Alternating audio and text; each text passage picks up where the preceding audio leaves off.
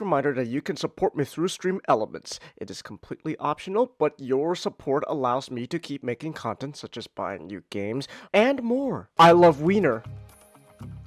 Check this out. Wait for it. Hold on. Wait, Nick. Check this out.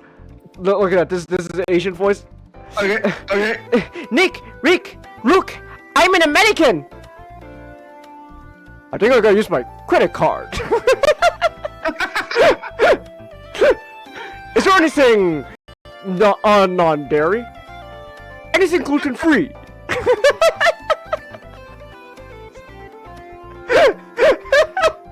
Oh, Kyle, my man.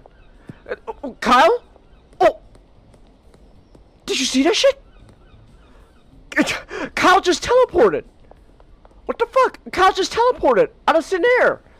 Kyle, I'm here to deal you your drugs. You just teleported out of thin air. Where'd you go, bro? Oh, there he is. Oh my gosh. Dude, Kyle learned instant transmission. What the fuck? Alright, you get 6 times the thick monkey. You can...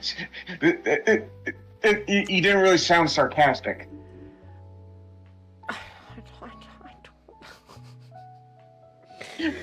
Nick, don't ask me to put an effort into a thing that I don't like. Okay? Unfortunately, Nick, I'm not Hugo Weaving, where even me half-assing sounds genuinely good. Alright? I can't be Why aren't you? Cause I'm not Hugo Weaving. Alright? I'm not Why can't you be? Cause I'm not Hugo Weaving! I'm not Megatron, okay? Oh, why can't you be? Cause I'm not! Cause I don't want to! Cause I don't want to, Nick! I don't want to give effort for this! I don't want to!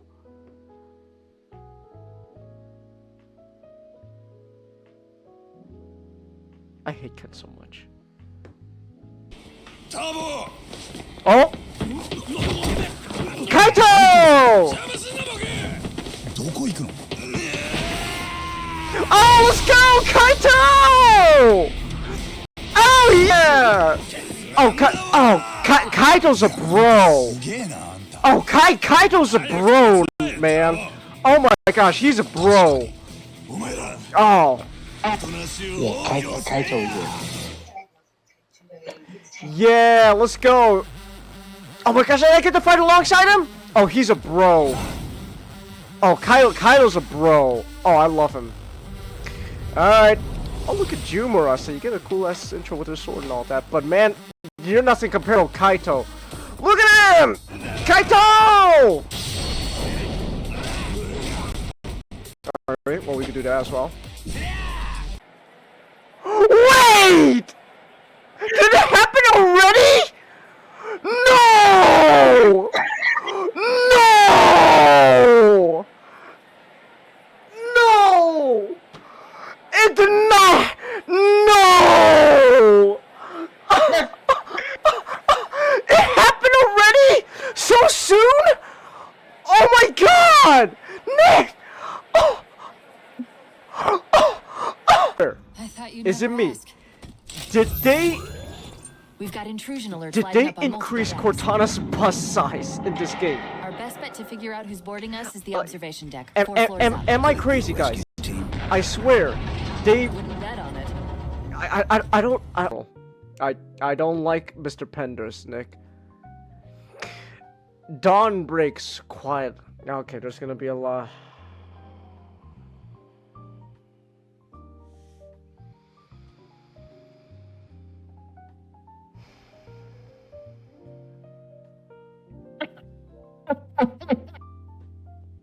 I'm gonna go grab a drink of water real quick. I'll be back. I'll be back, guys. I'm gonna grab some water. Oh my gosh.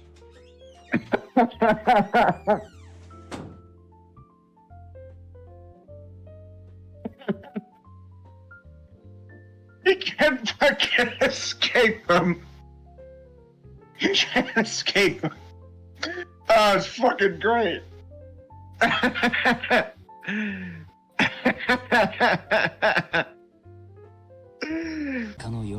December 3rd. あのヤクザが事件を起こした日なんでしょ？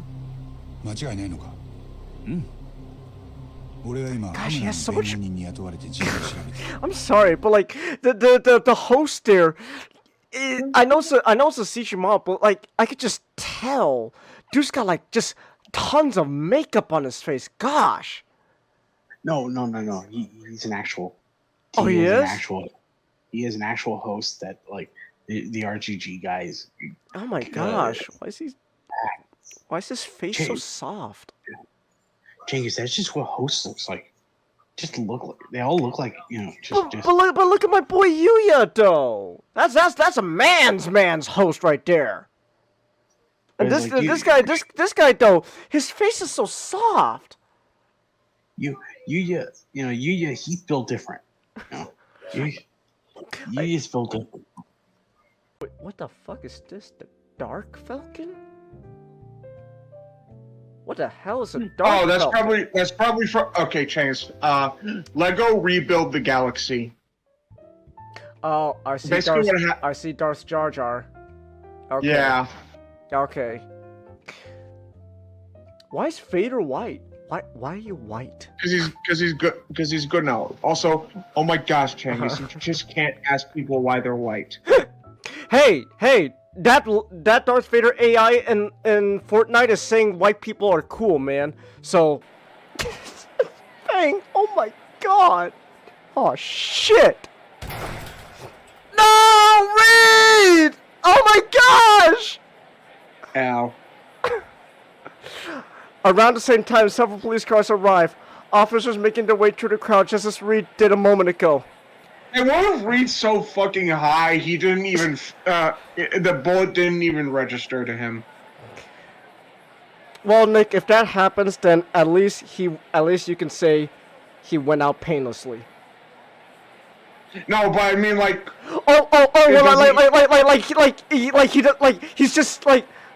He just comes out. He just comes out afterwards. Like, oh my gosh, Reed, you have a bullet hole like in the middle of your chest. I do. Like he just like puts his finger through it. Ow. Ow. I think it hurts. Hold on. Oh wait, no, that's friendly. That was just Spartan. Oh, whoops! I blew up a warthog by accident. It was the Covenant. That wasn't me. That wasn't me. It was the Covenant. Don't worry about it. It wasn't me, guys. Don't worry. I'm on your side. Don't worry. And just when I was doing so well. Let's go, Steve. Mom's waiting. Oh my gosh. What is this? Oh my gosh. What the fuck is this, Nick? What is this? This is so weird. This is like a poltergeist. Oh my god, what, is this fucking Sonic Ring? No, kids! Kyle's such a bro. Oh, there's Hamura. That's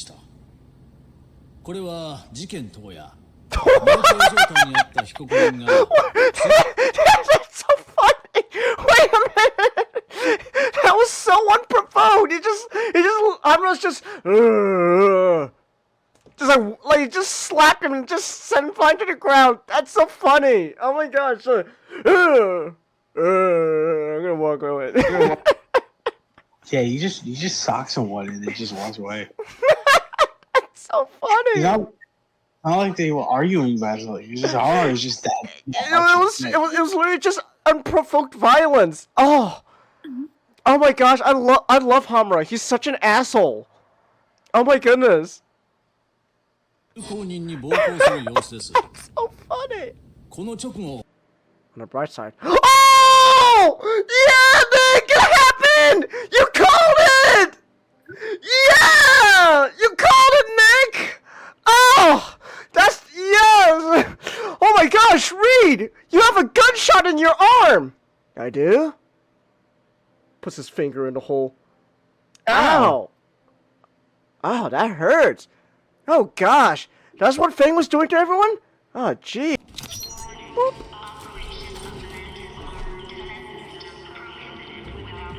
Mantis armor defense system.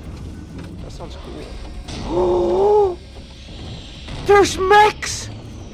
What? There's mechs in Halo now? What? Path to the maintenance causeway is Oh my jammed. gosh! Let's do something about it. Holy shit! There's... Wait, guys! We got a fucking Metal Gear! Thinking... There's more! It doesn't end! I'm gonna fucking... Okay, you know what? Just... You know what? Just remind me that... Here, I'm just gonna write myself... I'm just gonna write myself a reminder in the back room. I'm just gonna remind... Okay, so we are... Oh, right, you know, growing up, all the other Korean girls at school, they used to call me a banana. They actually called you a banana. They used to call me a banana. You know what? Chase, I gotta ask, did you initially know why they called you banana? Initially, no, but then legitimately, one girl that I used to beef with all the time in marching band, she called me, she was like, you're a banana! You know why? Because you act white. And I was like, oh, so that's why they call me that. It's like, oh, wow. I don't know whatever happened to that chick. I just know I hated her.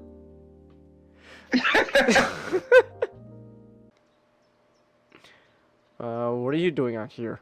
It's lunch period. Oh, I know! I'm here to collect... What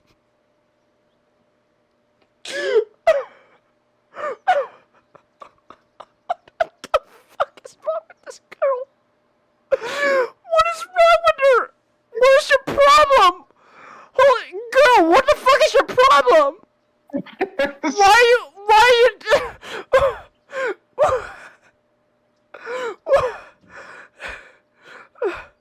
Holy fucking shit, they made a student do that? What's wrong with the school? No, I volunteered. Shit, did I say that out loud?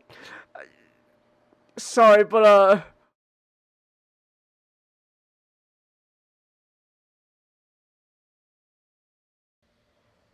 Alright. Let me see how we sound. Oh, excuse me. Alright. There's an absolute Santana going on now? Okay.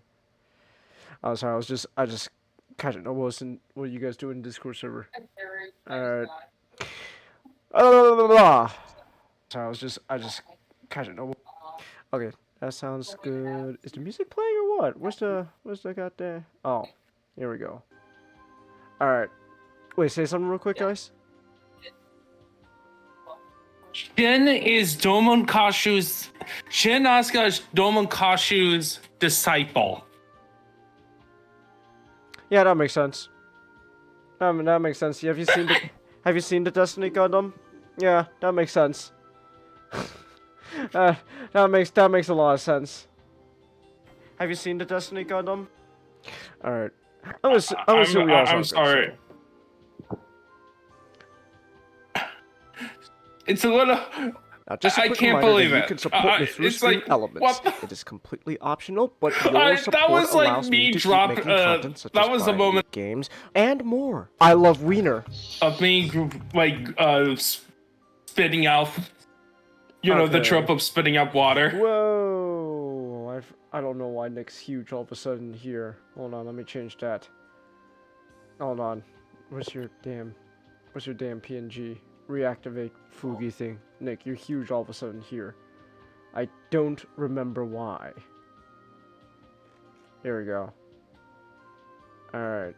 There you go. Now you're normal. No, that makes sense. You seen the Destiny Gundam? I was like, yeah. That makes sense. But plus they both got some anger issues to work out, so it's perfect.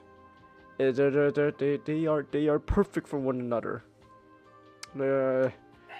So. Oh, I think he got busy or something. Okay. Alright. How are you guys? Where's you?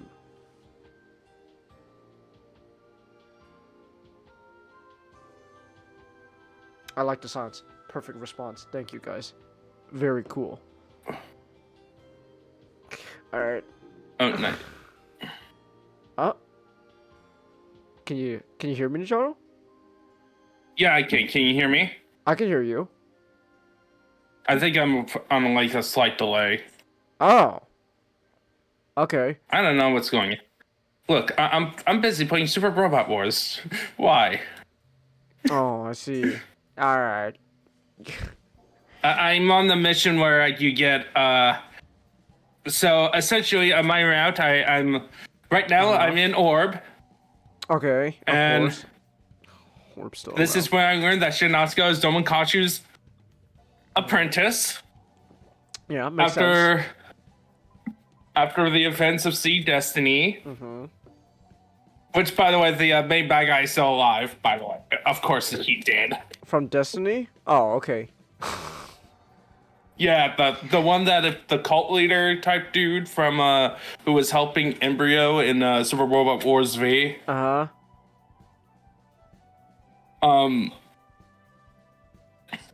So yay! Woo! Can never borrow And also French fry Kage. away. And Kageo's in charge of Orb now, and Arthur's our bodyguard, which makes me sad. It's like, come on, you were on the island. What do you mean? No, they're together. They're still together. Are you sure? Because I remember like the whole Super thing Robot. in Seed. No, this is Super Robot Wars is doing Seed Freedom, right? Most likely, yeah. I think. Hold on, I have to hold on. Let me double check the roster going on here for which mecha series they're doing for why. Because I remember like we were like every time we talked about Seed, one of the things is what happens with Arthur and Kageo's relationship. It just like reverse everything. Oh, I guess it is just Seed Destiny. Wait, but okay, so it's adapting Seed Destiny is one of the featured series, but you said this is taking place after the events of the series? Yeah, apparently it looks like to be because the Destiny Gundams, Gundams around. By the way, it got thrashed by not just Arthur but Camille. So clearly, Shin did the crime of saying that Camille was a girl's name. Okay, I don't know what that was, but okay. I thought they were gonna do Seed Freedom, because I thought that's what I remember if they were hearing. gonna do Seed Freedom, they would have done both seasons of Witch of Mercury. I guess maybe Seed Freedom's gonna be a DLC of later down the line DLC. No, because No. the last time they just did 2 sets of DLC in the previous game, Oh, announced at the start. okay. I don't think they're gonna do.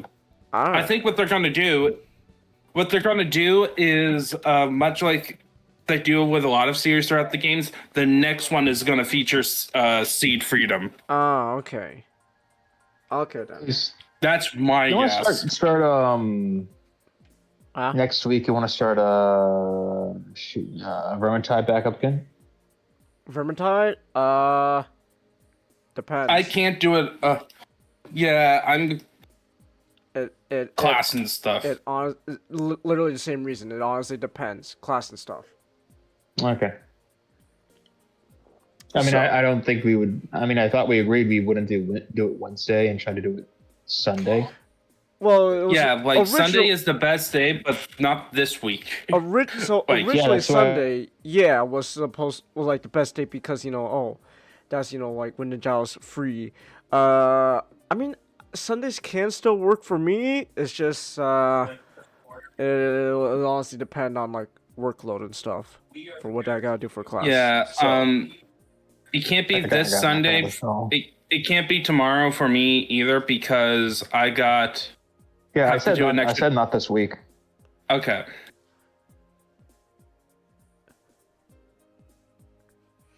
All right. I just have homecoming week. I think about trying to do it next Sunday.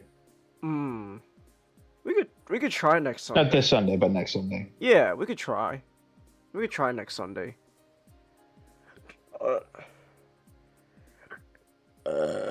Wow. Okay, there's a big burp. Ooh, excuse me. There goes another big burp. All right.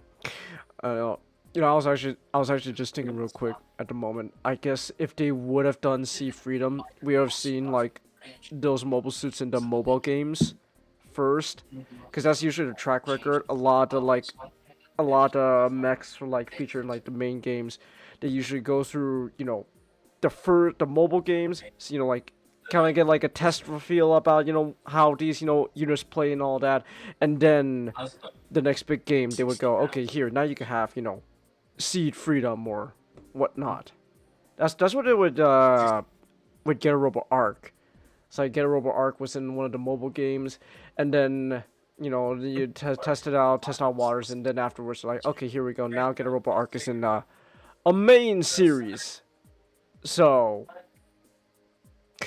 you know, there is that.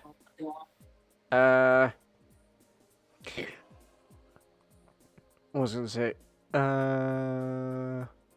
Actually, wait a minute. This wiki page might not be too entirely accurate. I'm looking up because I don't see Get a Robo Arc. Oh wait, no, there is Get a Robo Arc. Never mind. I'm stupid. I mean, I've said before I'm stupid, but damn, I'm stupid. Alright. Can Neo borrow French fry, Ray? How is Neo gonna borrow French fry, Ray, huh? Now, are you just gonna give it back? Alright. Alright. Nick, you okay, man? You've been awfully quiet. Oh, so suddenly I have to say something? I have to have your approval. No, but I, you know what, Nick? Out of all the people here, I thought you of all people would do the one to respond to Ray, with the bit. But I didn't have the chat open. Okay, all right, okay, jeez. Excuse me. Ooh, so. Looks like our little city-state has got up in the world. We're forming a political alliance. And of course it's with Orb. Of course it's with Orb. Well, yeah, Orb's like the best option you're gonna get. Yeah. And plus, Orb, basically, the city-state that we're running is basically, yeah, we are totally peaceful and stuff, but if you dare try to attack us, if you dare try to touch the people we're selling energy to, you're going down. Don't touch our boats. Exactly. Don't touch our boats. Otherwise, you're in a world of hurt. Yes. Actually, yeah, we're basically being actual America. Let's go. We're just America. We're being because we're just a floating city-state. Just flying around, and then every time we show up, terrorists and aliens show up, and we just decide, yeah, terrorists, your game is true, 'cause now you got to listen to America. Bleep, yeah! That's just the motto of your little city-state. Yeah, in terms of foreign policy, currently, the person who owns the city wants to kind of try to be a parliamentary government in the city-state, but... Ew, parliament? Yeah. Parliament? Sorry. Look, she... I'm sorry, sir. Do you have a license to pilot that robot? you got a license for that, mate? Look, here's the thing. It's a government that you voluntarily be part of the city-state. You can leave at any time you want. Oh, I see. That makes all the difference. You can move in. Yeah. That makes all the difference. They have a very loose immigration policy. Our immigration policy. What policy? Oh, wow. Exactly. Shit, man. When you put it like that, damn. We are basically America. In the game, you just play America. Okay, so where's the wall? No. You see, it's a natural wall because it's flying. Oh. Oh, I see. Now, you see, do not worry, American citizens. Your taxpayer money will not be used to build a wall. Instead, it's being used to fly a giant ship. Everything is okay. That you're on. That you're on.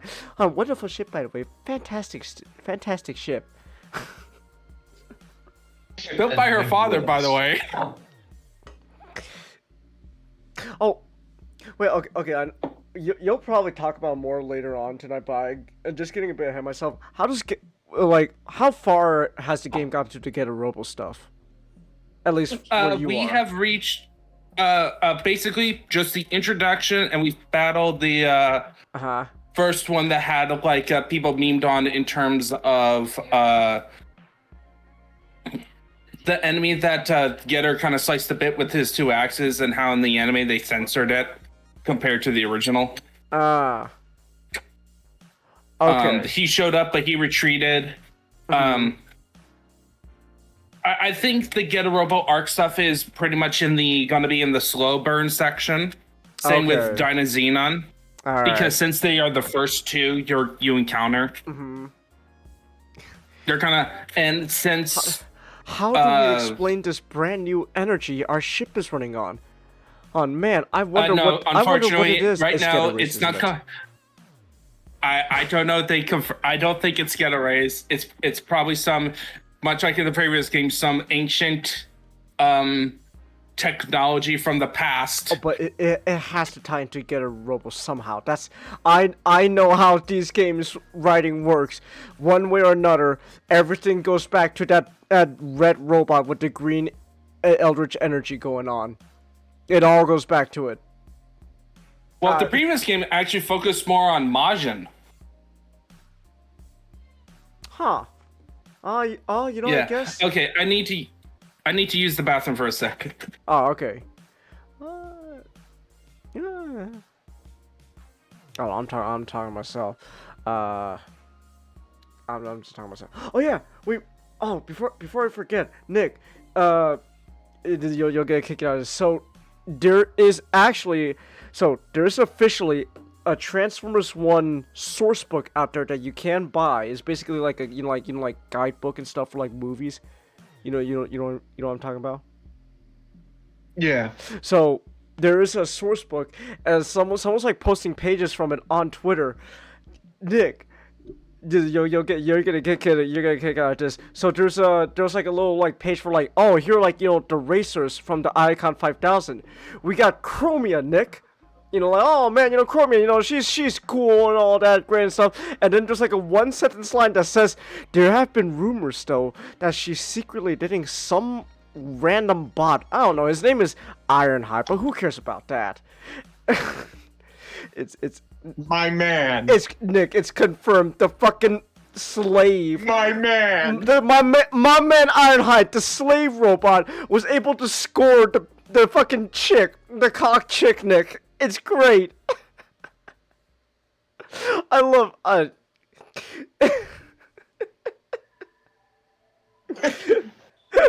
Thanks for letting me stay here tonight. Our house is your house, Prime. I'd stay intact with you, but it's me and Mia's anniversary night, and the getting's good. Ow. Ow. Ow. Ow. Ow. Ow. Ow. Now my legs are supposed to bend like that. Ow. Ow. Ow. Because my Ironhide won't complain. Ironhide won't complain. He won't complain. He's into it. He won't complain. So yeah, in the universe of Transformers 1, Ironhide and Chromia. Yeah, my man Ironhide, he scored lucky. He scored lucky. Now Nick, you also you know what this also means now, right? This has an extra layer to the relationship because Ironhide, you know, the miner, and then Chromia, she has a cog, she's a racer. They got that size difference thing going on in their relationship, man. They got the size difference thing now. Who do you I mean, dude. now who you think is you know who do you think is topping? Yeah, who's topping, man? Chase, you know they're both tops. They're both tops. Okay. That's great. They're just slamming right into each other. They're just slamming right into each other. Go, go, go. I'm back. Oh, welcome back. Just... So yeah, everything goes back together at some point, even Transformers. Well, yeah. Obviously, if Transformers was ever in Super Robot Wars, it would go back together. It's gonna be revealed that Primus is actually Getter energy, like Getter. Exactly. You know, Energon, the thing that Transformers have been needing to, run on all that. Turns out it was just Getter this whole time. Oh my gosh. Of course, genius. It all makes sense. And Unicron is just a future incarnation of the Getter Emperor. Well, no, Unicron would probably be like some cosmic force to be like the opposite of Getter, because the universe. Oh yeah. The universe No. So that means Primus is actually the future of the Getter Emperor. Exactly. Primus is one variation of what the Emperor would look like in a possible future. It all goes back. Oh yeah. It's all coming together now. So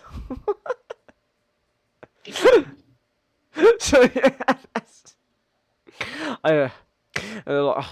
Oh man, or maybe it wouldn't be, maybe it doesn't even have to be Getter related, but it's the same way how Majin energy and Getter energy could just coexist and be symbiotic to form robots like Majin Emperor G. That's just the same thing with Energon for Transformers. It's oh my gosh, their energies are symbiotic. No. So. And that's why Dark Energon is so awful. Exactly. That's why Dark Energon's so awful. I do have a question. If you were to pick one Transformers incarnation to be in Super Robot Wars, what would it be? Galaxy Force. Yeah, I would. Cybertron would be fun. Cybertron would be a lot of fun. You could you could do all the planet hopping space adventure stuff from Galaxy Force and Cybertron. Yeah, and plus the cast would be a lot easier. So you could just do in a good variety. You can have Override.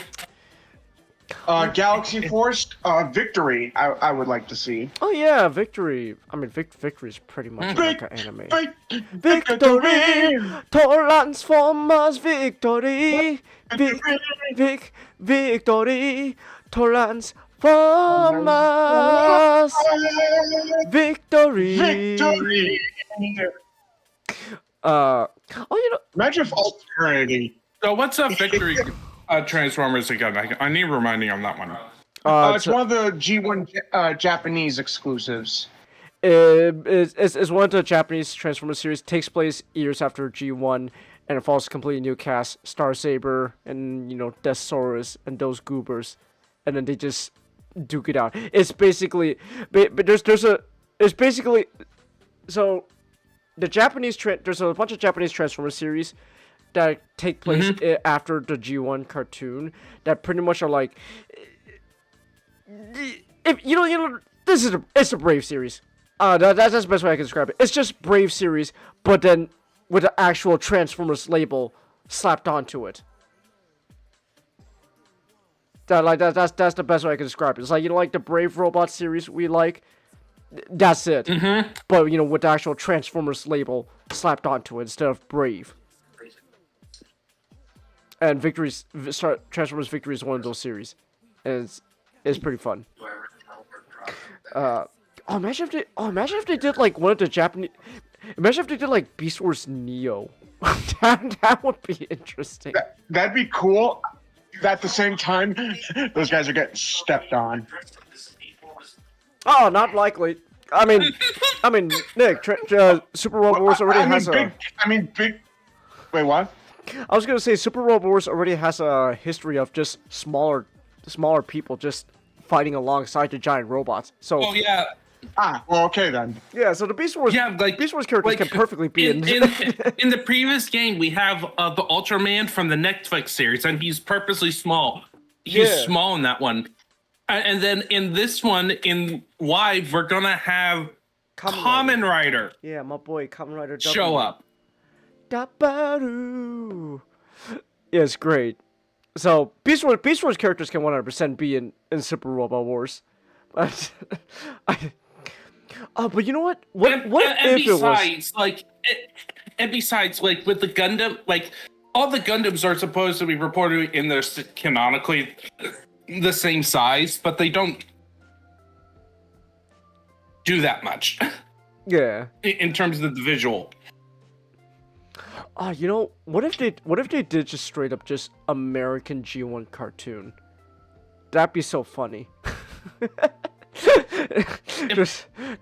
There's a whole mission where the whole point is, oh my gosh, Megatron's got that giant purple griffin robot thing going on. Oh no, what are you doing, Megatron? He has to be stopped.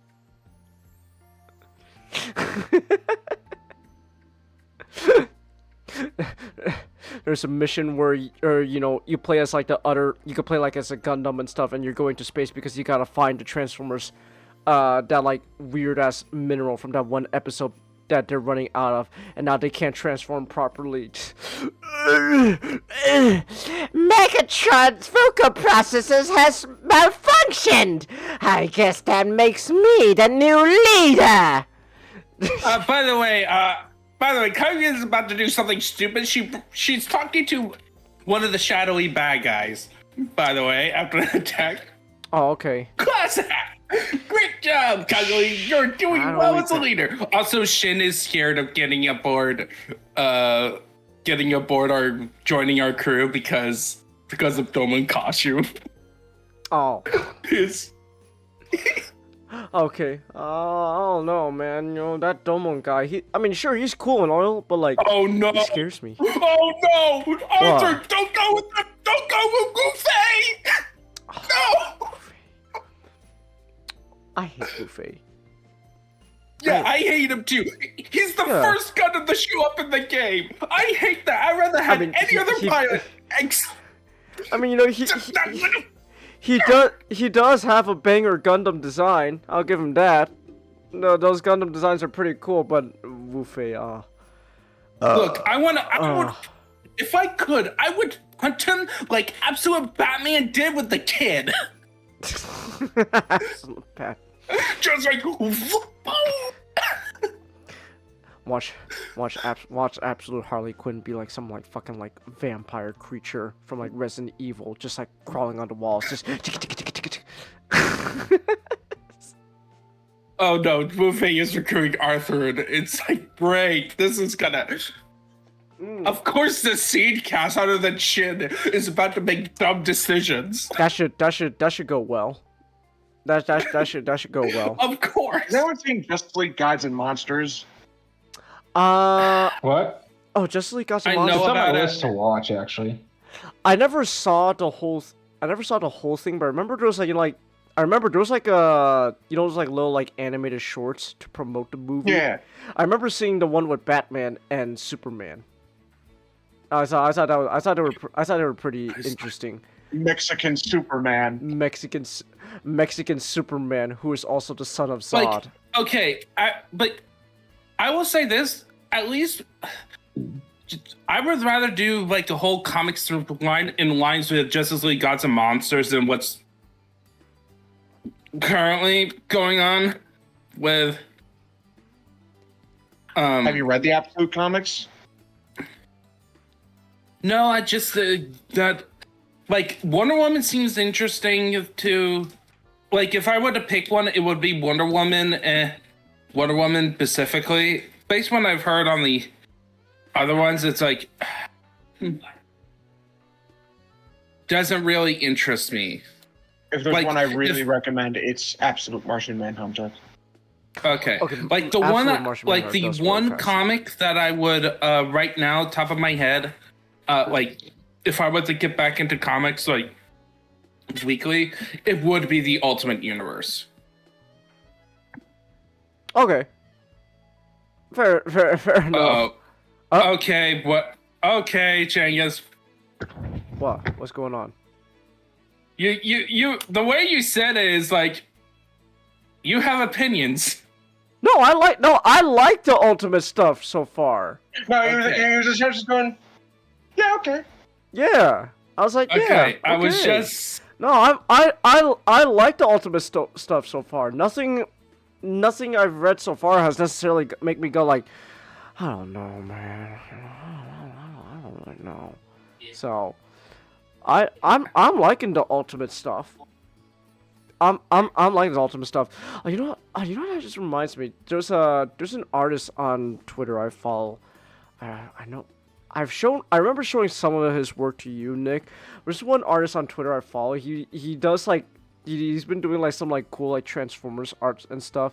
I just remember there was like I remember he was just doing like for a short time like, oh man, what if what about like Ultimate stuff, but with Transformers. And I thought some of those designs, they're pretty neat. I thought they were pretty neat. It was like I remember they made like I remember it was like he made like a Megatron, like he called like Ultimate Megatron, and basically it was just red, like just red. So Chase, you wanna know how I do? Like if Ultimate Transformers. Yeah. So it's the same idea of like a guy going around making sure things don't happen. I think you can kind of guess where my thought process is going to lead. Yeah. Orion Pax doesn't get the Matrix. Okay, who? No one. The Matrix is just taken away. Oh. Kind of like the radioactive spider. If anything, it would essentially be an Orion Pax that's given the Matrix by someone who's sending out all these things, and basically it's a young, like a fresh Optimus. Also, I'd imagine, funny enough, Bumblebee is probably the more mature one in the situation. Oh, okay. Maybe he's like part of if not, maybe he's like a higher figure in an underground resistance movement. Yeah. Yeah, I get what you're getting at.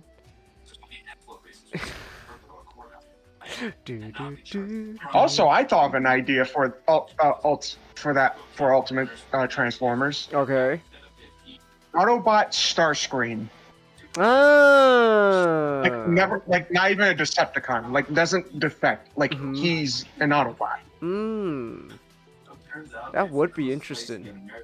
It's like Shark. Would he be like Shark Glass Starscream then? No, it would be more like a.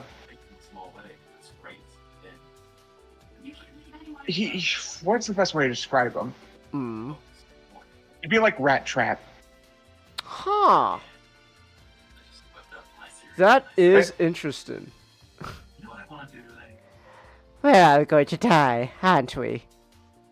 His Starscream would be like more like someone who's on the side of good, but more like out for himself, or at least he believes he's out for himself. Yeah, I get what you're saying. But slowly begins to be more. Yeah. So getaway, but good. Well, it's not getaway. No, not really. Getaway is kind of a whole different beast. Oh, getaway. Oh, getaway. That little bastard. Oh my goodness. Oh, Also, the artist, I was telling you about, Nick, he's now doing like similar idea, but now it's like absolute transformer idea going on. Apparently, I think that's just kind of funny. Absolute transformer idea. How would that work? Yeah, like here, let me show you. This is I just found this. This is the artist I'm talking about. He did a design for absolute Optimus Prime.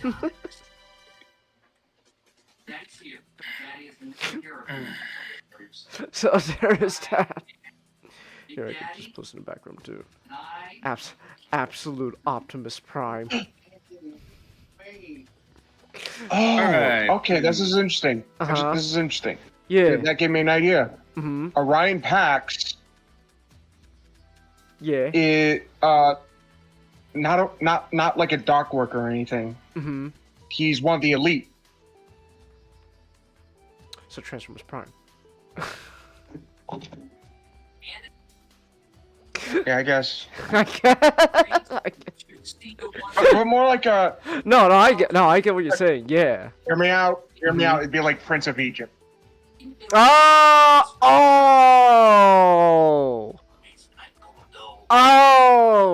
But not necessarily where like he was part of the lower class, then is like adopted in the higher class. He was always part of the higher class, but becomes humbled. Okay, but I'm not gonna lie. Prince of Transformers, like Prince of Egypt's kind of story going on. I think that would go hard, man. Oh, absolutely. I agree 100%. You get a musical duet between Optimus Prime and Megatron. Let my people go. Yeah, I know. Oh, once I called you brother. Oh, you're my. Thou left my heart You behind. like brother, how you have come to hate me so? Is this what you've wanted? I said no.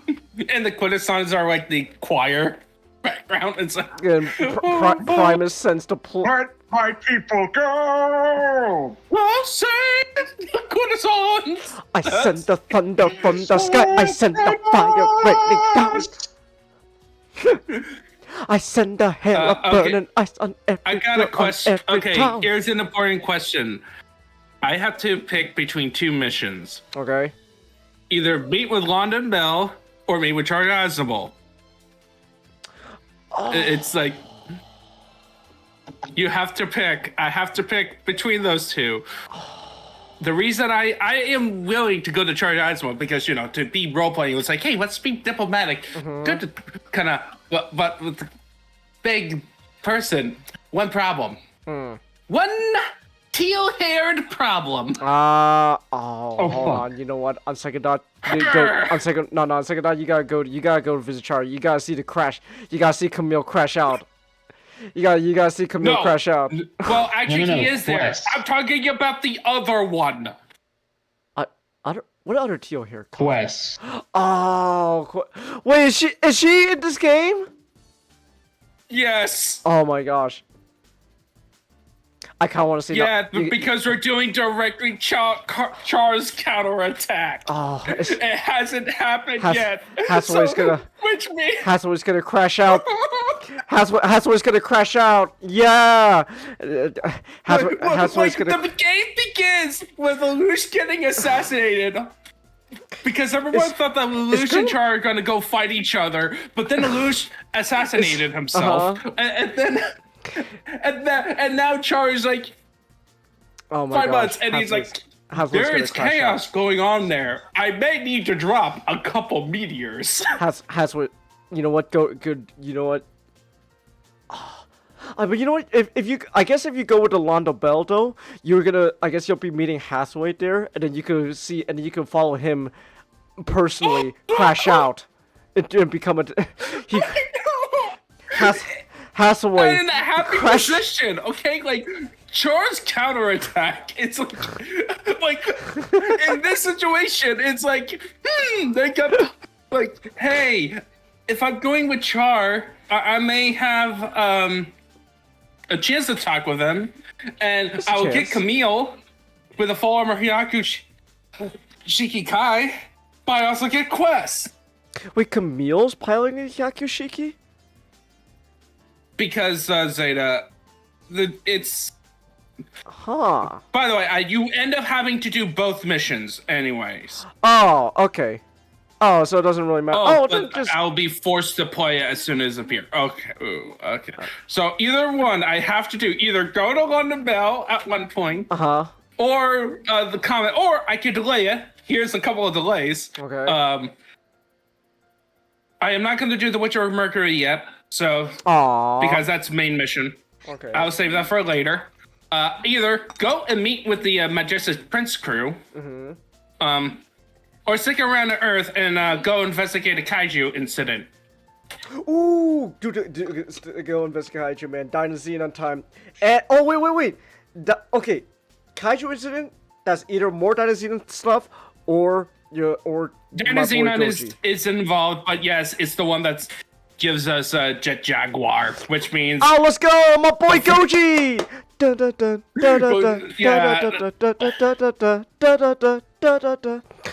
man, that's actually some tough decisions. I don't know, think you man. get to recruit Goji, unfortunately. No, Godzilla's an antagonist. You have to fight him. Which is still funny. It's like I will have Getter defeat It is Godzilla. still funny. You can have Hiroi and his wing Gundam. Don't worry, guys. I know how to deal with Godzilla. So, anyways, I just start blasting. Wing Zero. No. See, Hiroi has the power of plot armor on his side, so he's gonna just keep. So his beam rifle's gonna blast, and it's gonna be able to match Godzilla's atomic breath. No, you see, here's the thing. His plot armor is that he's gonna get defeated, but he will just lose an arm. His mech will lose an arm. Well, yeah, but Hiroi himself will be completely fine. He'll be unharmed. He'll be okay. He'll be fine. He will probably be in a coma for 6 months, but hey, he'll be fine. He'll be fine. He'll be fine. Remember, he blew himself up and walked. Exactly. He was point blank next to a Gundam explosion and just walked off. I mean, sure, he was in a coma for a bit, but either way, he still walked off. So. By the way, more plausible than what happened with Tusk and Momoka in Cross Edge involving the explosions. Wait! I just realized that means the writer pulled the same thing in Seed and Cross Edge. Just explosion, point blank. Well, I guess they managed to live. Oh my. That's great. Oh my goodness, I forgot to connect the dots. That's great. Oh, let's go. That's great. I say go visit Char. Go see what those shit quests is. And then you can. I'll take a break from Super Robot Wars. So we can go talk because I do want to go. Okay. Go to bed at a sort of reasonable time. Right. Sort of. Well. First, we need to talk about Transformers. Yeah, I don't get why you put yourself first. I mean, us at the East Coast have to go to sleep. Well, no, I don't have much to say about Transformers. Don't worry. And then. I mean, either way, I mean, you're the host. You'll be here the whole time. I mean, you should always put yourself at the last. You do have a point. Or close to last. I guess. Yeah. All right. Fair enough. Either way, comments not. Let's be honest. With me here, I'm gonna be making several Transformers-related non sequiturs. Well, we could make Transformer tangents throughout the show. Don't worry. Exactly. That's what I'm saying.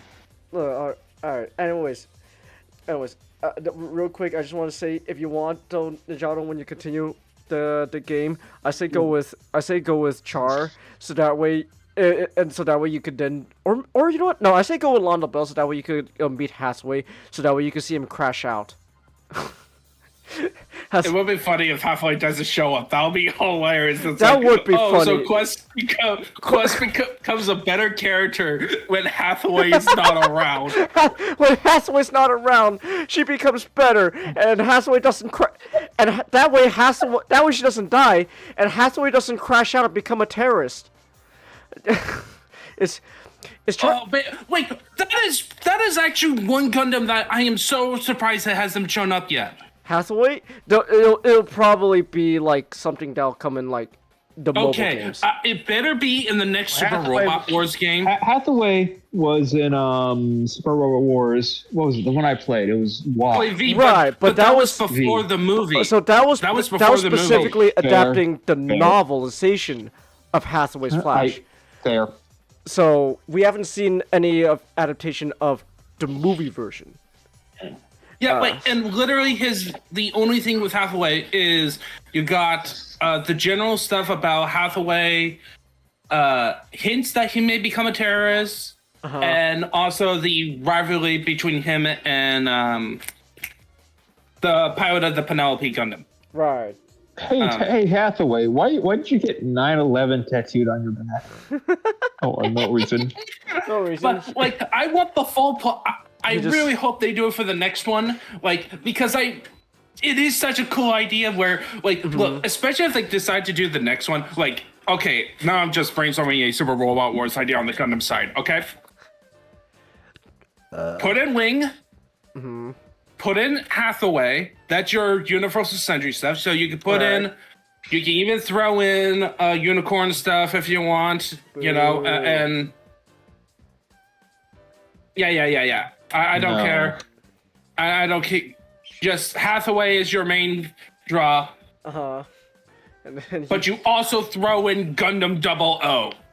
Oh, let's go. And it's terrorism galore. It's gonna be the terrorism Gundam. But that would mean then that Celestial Being has to go up against Hathaway, because Celestial Being, sure, they're doing their armed interventions, but they're not terrorists. Well, they have to go against. Look. They have to go against the Gundam Wing cast.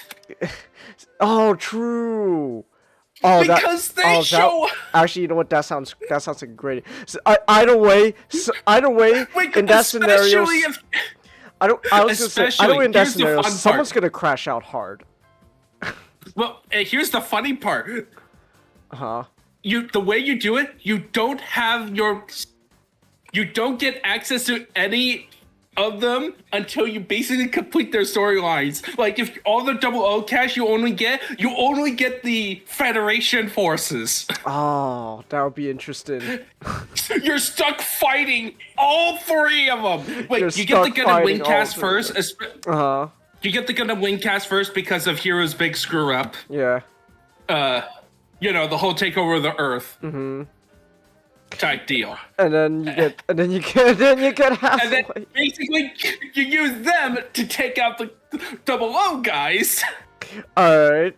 And then you gotta do the Hathaway stuff. Hathaway somehow. Yeah. But yeah, basically you just spend the longest time in chaos of either way, you just play through a normal mission, and then one of those groups show up just to mess your day. Someone's gonna crash out. Someone's gonna crash out hard. Hathaway's gonna crash out even harder, and he's gonna become an even bigger terrorist than before. The biggest crash we ever seen. You know what? He's gonna get in his Gundam. He's gonna paint it all gray now, add a big ass cannon to it. And he's gonna go, all right, everyone, people of Earth, you can't. This planet is doomed. We gotta go to space. Rise up. Ooh. I was about to do the whole Megatron D16 Megatron quote. Is Hathaway Noah just D16 / Megatron? They both crashed out so hard and lost faith in the system they lived under, and then they just became essentially terrorists. Well, Megatron worse. I'd probably give it. I say no because Hathaway is kind of right. Yeah, and also he did lead to his actions. His actions did lead to a better future.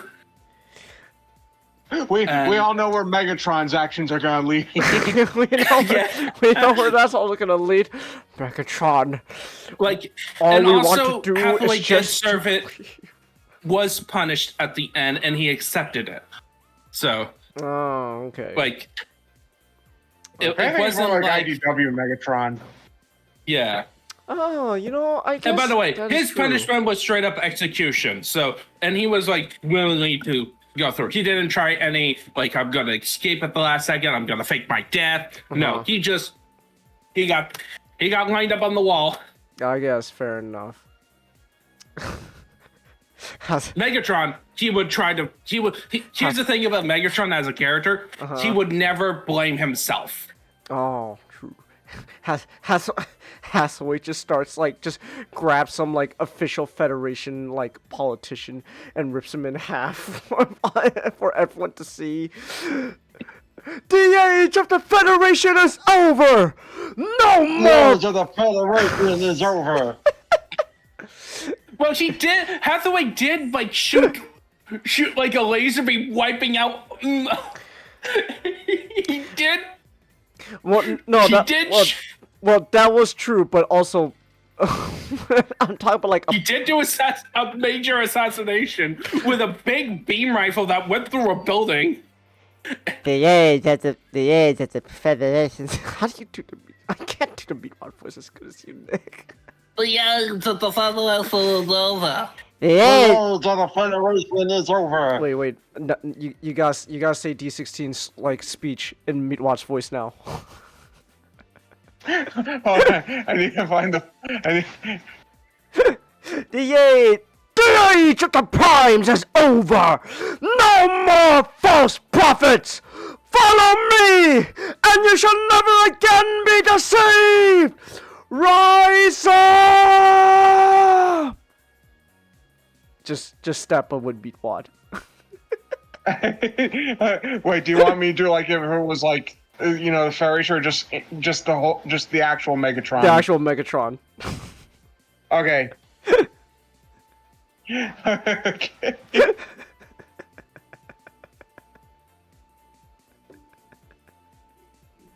The age of the primes has ended. No more false prophets.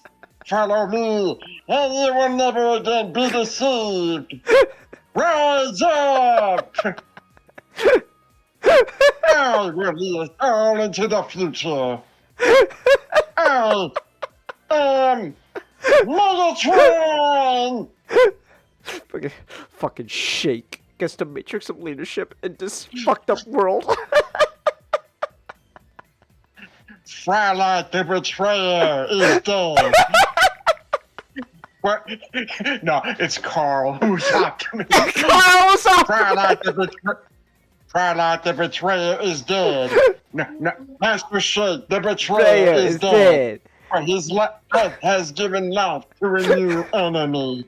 A stronger enemy. A personal enemy. We will not be blinded by his deception. We are the ones who are Decepticons! Rise up! Rise up! Rise up! Rise up! Rise up! Rise up! That is correct. Great. Thank you, Nick. Very cool. Now, are you spies or just incompetent lackeys? Meet what Starscream now? No, hold on. No, you got to do the Megatron is fallen. but with Starscream.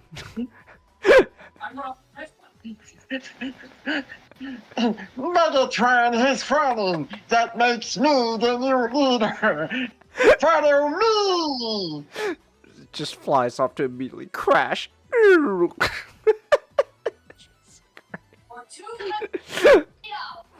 Carl is Shockwave Ray.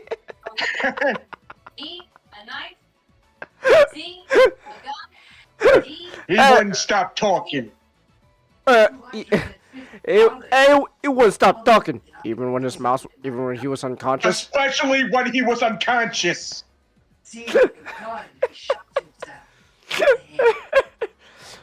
And why should we follow you? Yeah, we'll follow you. Yeah, we'll follow you. Oh, that's great. You know what? Maybe if Transformers 1 just had a bunch of it was just voiced by the people with Aqua Teen Hunger Force, then it would have made $1 million. Just saying. Darn it! Oh man, You know a Cheese GX? Cheese GX? He's the one who did the Get a Robo retrospective. Oh, yeah, I know him. He delayed the Mazinger retrospective till next year. Darn it! Ah, okay. It is, okay. It is. We're getting custom Robo instead. Okay. It is what it is. So, man. Yeah. He does fantastic retrospectives. Like he does. He does really good. He does really good videos. He does the Gridman video he did was really good.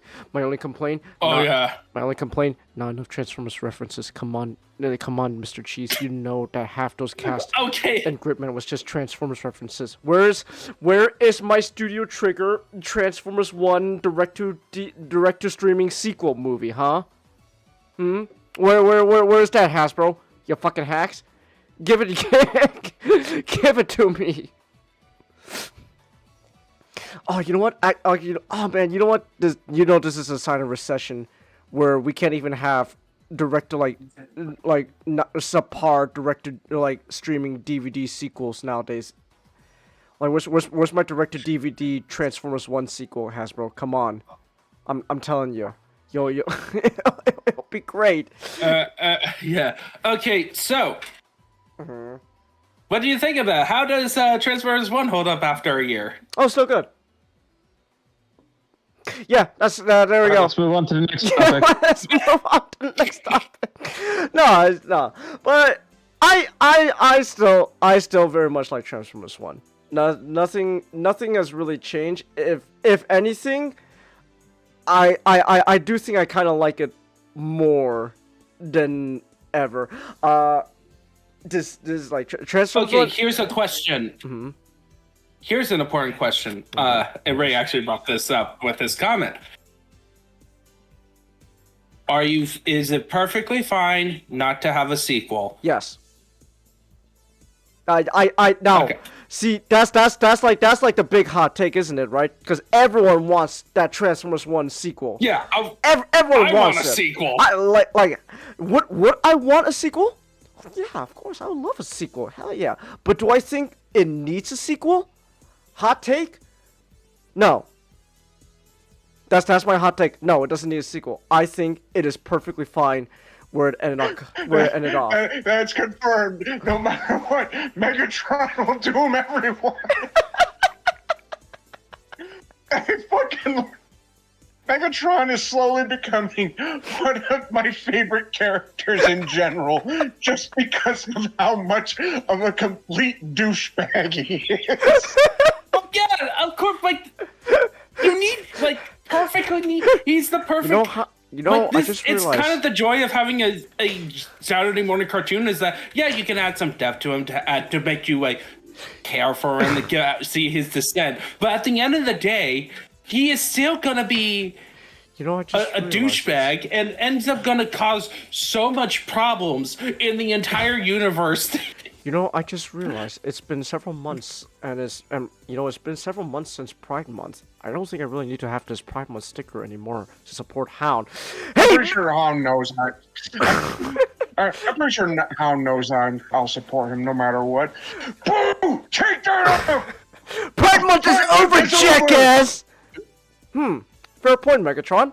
I'll keep it on. Fair point, universe. I'll keep it. He doesn't say it to Megatron. He says it to the universe. Fair point, universe. I'll keep it on.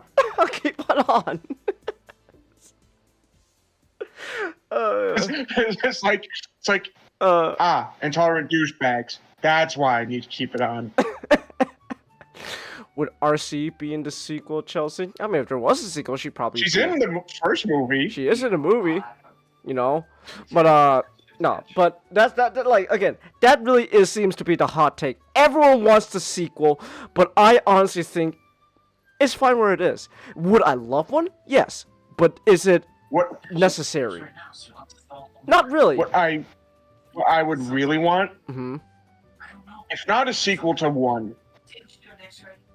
I would at the very least like to see more Transformer movies that are just one-offs that like just tell their own stories. That would be nice. That would be neat.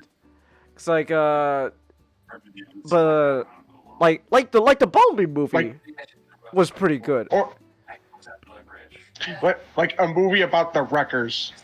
Oh, maybe.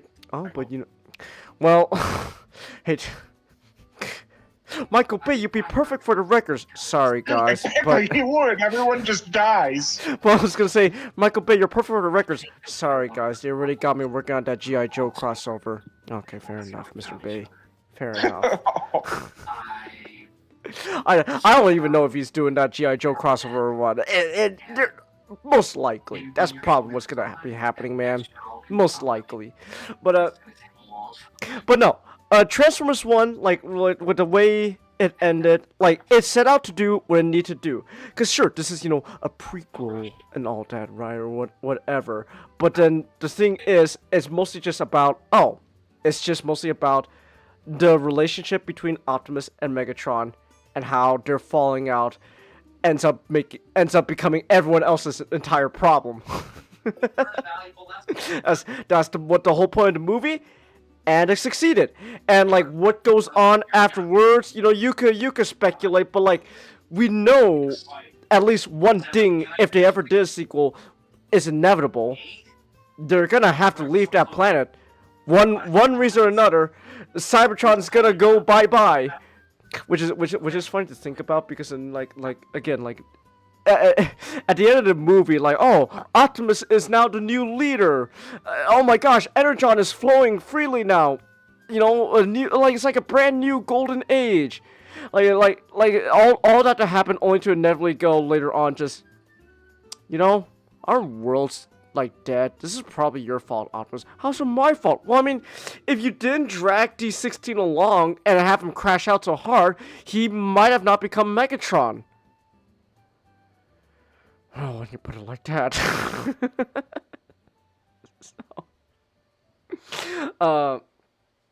Nah, but like, God, you hope not, Ray. What, like the G.I. Joe crossover movie, Ray? It's gonna happen. It's still, they didn't say it's canceled yet. It's still gonna happen. I mean, it might. Who knows? It could. At this point, like those type of movies, I'm not expecting them to be good. I just want them to be like fun, like just fun. Just fun. I think the most surprising thing, I'm still amazed to this day, is just the amount of production hell this movie went through. Transformers 1? Oh, and Transformers 1 is this movie's entire premise, again, I like when we were talking about this last year, this movie's entire premise was pitched literally a decade ago, because like it was around in the Bay films, like it was around after Age of Extinction, during like the whole planning stage for Transformers: The Last Night, where Paramount got Mr. Akiva Goldsman to gather a bunch of other people to create a writers' room so they could make a bigger Transformers universe and all that, and that ended up blowing up in his face.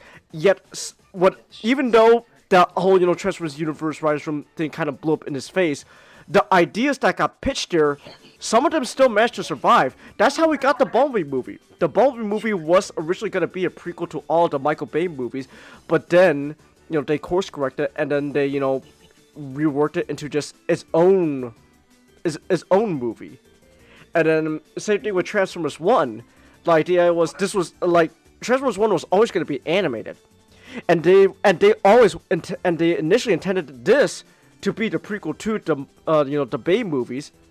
But then, that blew up in their face.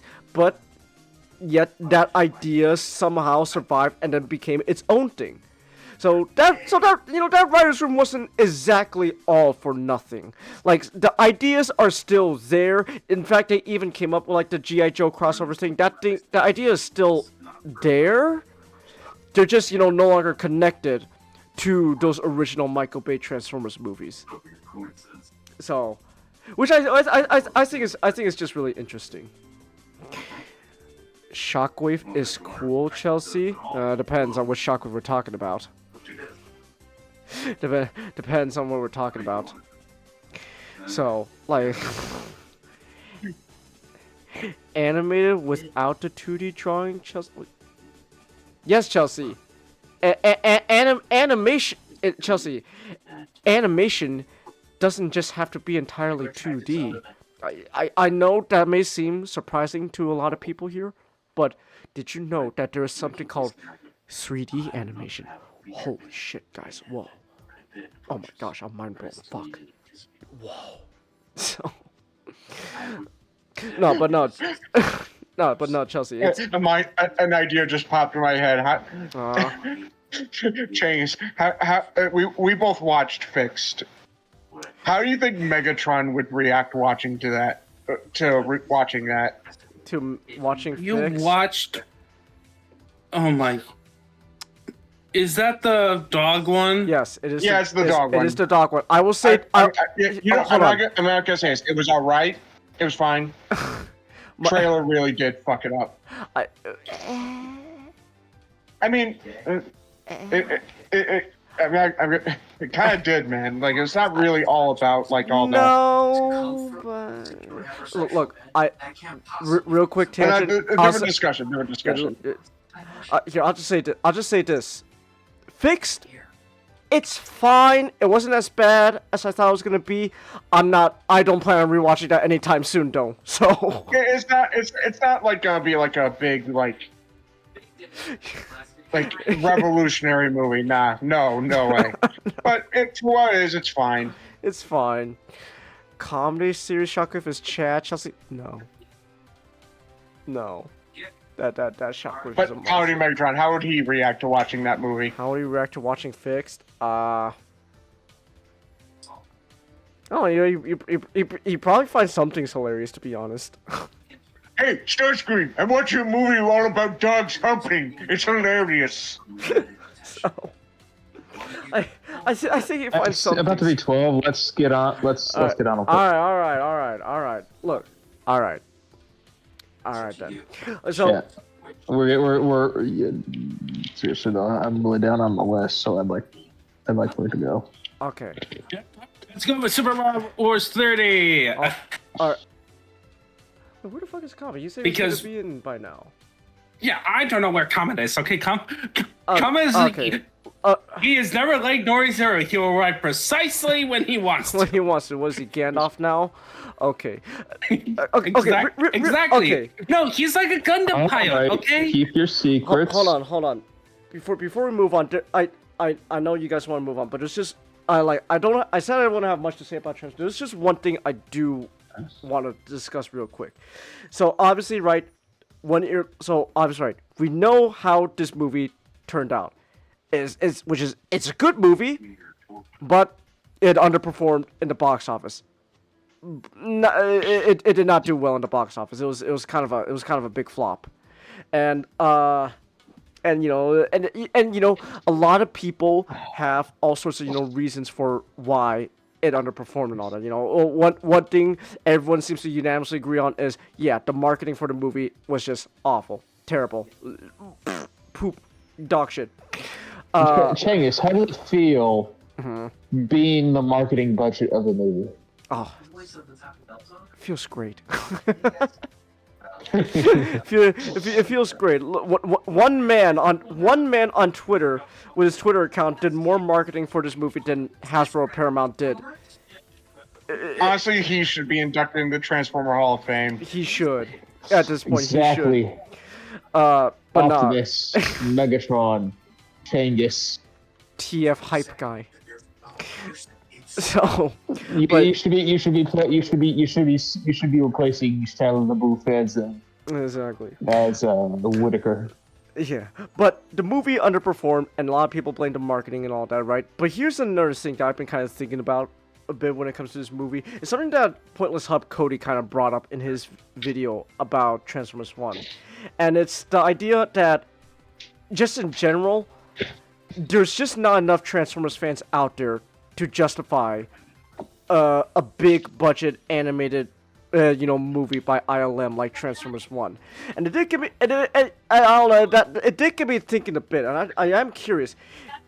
I guess this is a question for you guys to answer. Or if the marketing didn't suck, like the marketing did work, like, oh my gosh, yes, this is actually, this looks really interesting. Do you think the movie would still flop? Oh, hey, Comet. Hello. But like, if the marketing for the Transformers 1 was still really good, do you think the movie would still not do well in the box office? You're very attractive or somewhat vapid. The center industry got quite a bit. Well, why? Because I would put probably. I don't know, because it would probably be slightly better. Slightly better, yeah, but I think it would have the same issue as Rise of the Beast. Yeah, and also because I'm pretty sure it would be underperforming because you got at the same time you got Wild Robot. Oh, that's true, Wild Robot. That was a good and movie. also you have the difficulty of trying to market this film. And to appeal to families specifically. Right. Because it has a lot of kid moments, but it's also a very mature story. In a lot of its tone and character arc. So it's definitely like it's a case where it appeals. It's definitely meant for everyone, but the people who would latch onto it are older than are on the older people crowd that are not going to pay big money to watch this in the theaters. Especially when you have like the history of like the Transformers on film. Like I would just say like if Rise of the Beast was a better written film in there, I think it's like it could have got like if this came out after Bumblebee, I think it would have a lot better chance of succeeding in the box office than being after Rise of the Beast, because like I know you guys like it and stuff, but like the main problem with Rise of the Beast was that it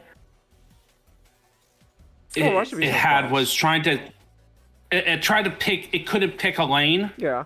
Because they were trying to do because the series that got it to be popular, to be like household names, is the Bay films. Right. But the problem is the Bay films were not the true thing. No. And thus when you try to insert the true thing into it, it's not what appeals to the normies. I think, John, I think someone said it. I forgot who said this. I'm pretty sure it's probably Pointless Hub, I bet. Is it Cody? Pointless Hub comment? No. Well, he said something along the lines of, the question is, how many people saw the Transformers film actually, did the Transformers film made Transformer fans, or did they make Michael Bay fans? Yeah, that's Cody. That's Cody. That is the real question, because those Michael Bay movies made a lot of money, but a lot of those people who watched that didn't stick around to be Transformers fans. Like, wait, even Transformers actually had a deep plot and lore? I thought it was just explosions and Megan Fox. Because again, it's like Cody says. At the end of the day, real Transformers that we like is niche. It's relegated to TV shows and cartoons. It's not a bad thing, but it's not enough to make buku bucks in the big box office. Especially when you have the bias against animation. Oh, don't get me started. in the West. Like that's another big hurdle.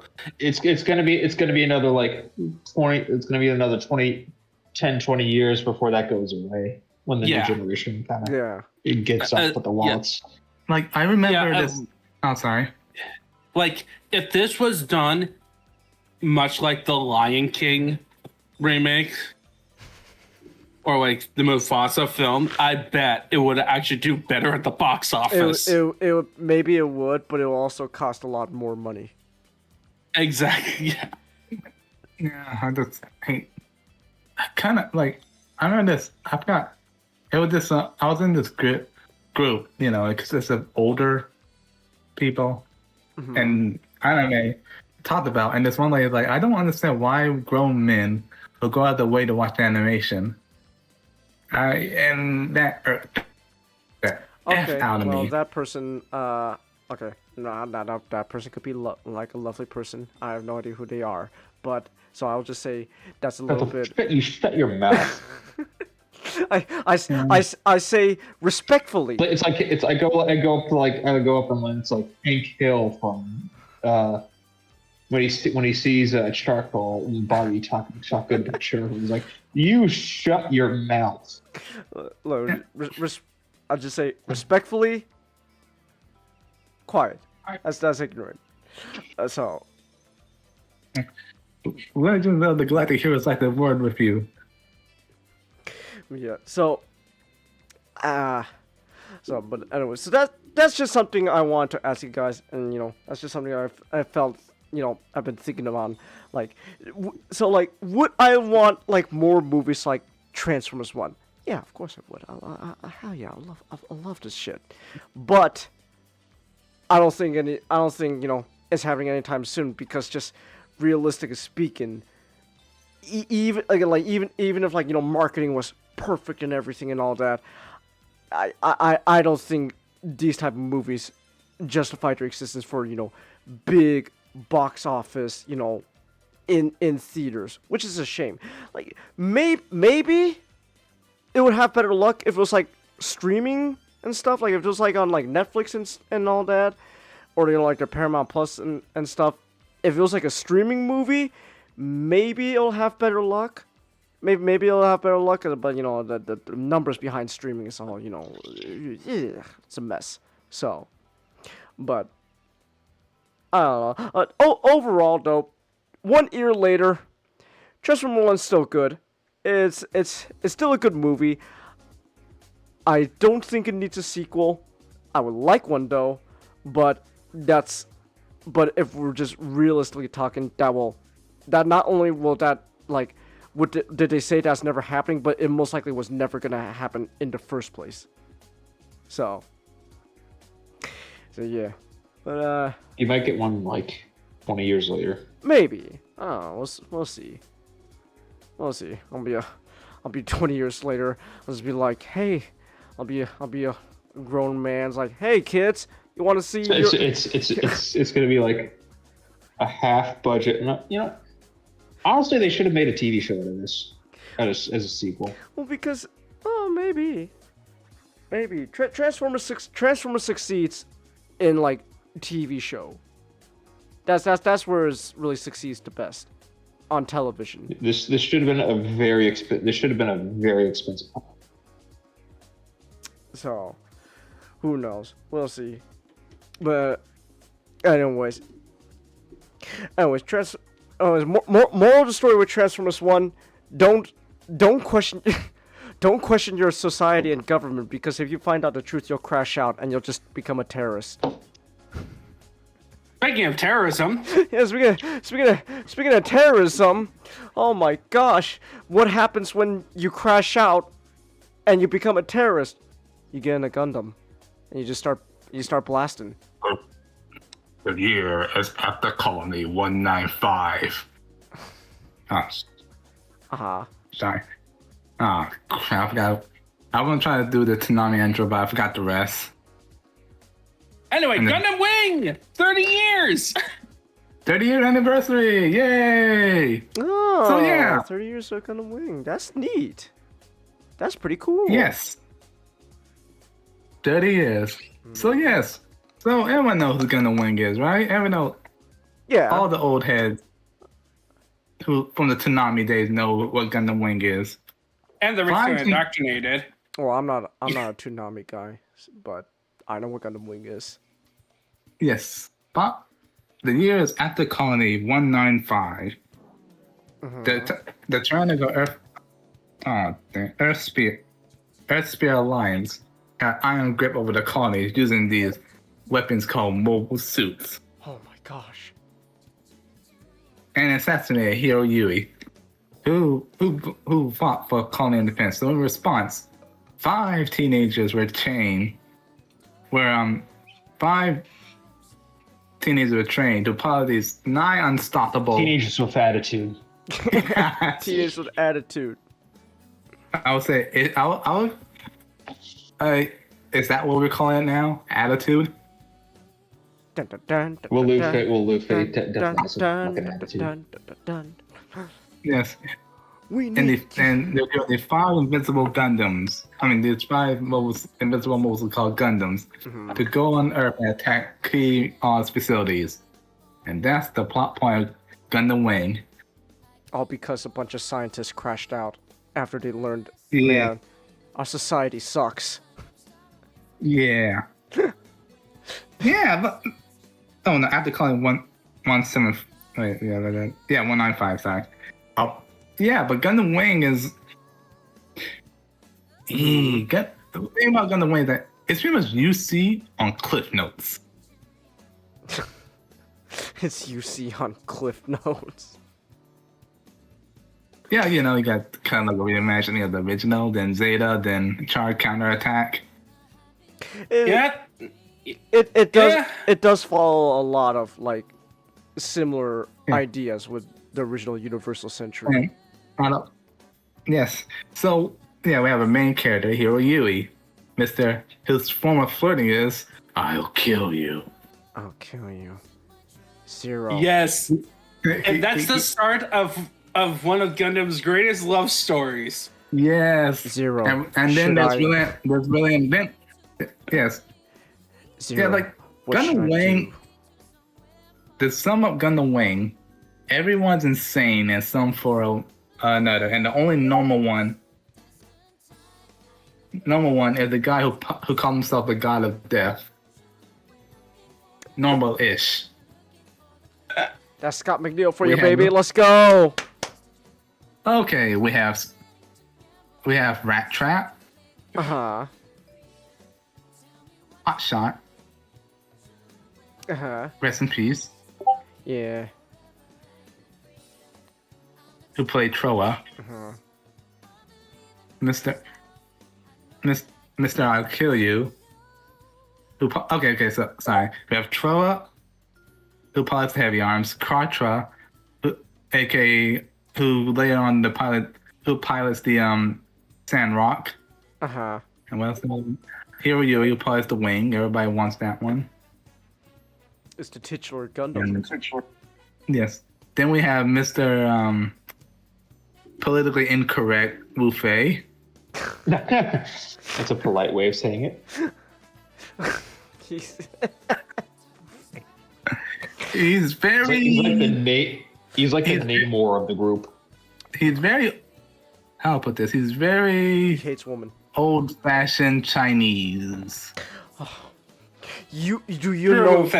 Do you know why you lost to me? Because I'm weak. Because you're a woman. Oh. Which is a synonym for weakness. So you're correct. Then Wu Fei, and then we have good old Duo. I like Duo. Duo's great. With the Death Scythe, the one that everybody actually wants. I have a Death Scythe. It's really good. I have 2 Death Scythe. I have the wing. I have the wing. Death Scythe and Death Scythe Hell. Ah, okay. I have yes, but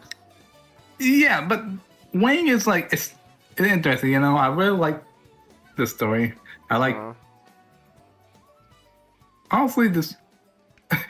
Well, I find about Wing that it starts out pretty it starts out pretty evenly paced in the beginning, but I think at around halfway through, yeah, no, there's a point where it kind of starts being a slog. not a slog. It started being so it went from this like Zex went from like I shall bring honor to this kingdom to like I'm firing my laser. Well, there is just a period I remember, just like it's like 10 episode period of the show where I'm not gonna lie, it just kind of the show kind of slows its pacing down and just kind of becomes a bit of a slog to watch. Oh, I think it was because like I don't remember why, but it was shit. I remember the character like glasses, brown hair. Oh yeah, Lady Moon. Yeah, they knocked her off, and she was actually a surprisingly big driving force. So they just didn't know what to do. So they just what's it called?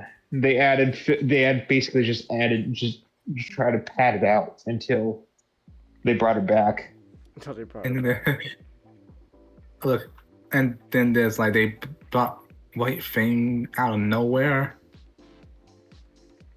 The show's what not the fuck perfect. was a White Fang anyway? White Fang? Yeah, then but I do. Was it called White? I'm trying to remember what it was. I know what Com's talking about. What was that terrorist? Well, not terrorist. Oh, man, it might as well have been a terrorist group. Then there's a White Fang. Yeah. Oh, they were just called White Fang? Okay. Yeah, they were called the White Fang. Okay. Yeah, I really though I do like though I do kind of find it funny with Dorothy. Doris is hilarious. Yeah, I find it funny. She's like, the evil eyebrows. No. She's like, I love war. War is beautiful. War. Like what is this? Mercury Rising?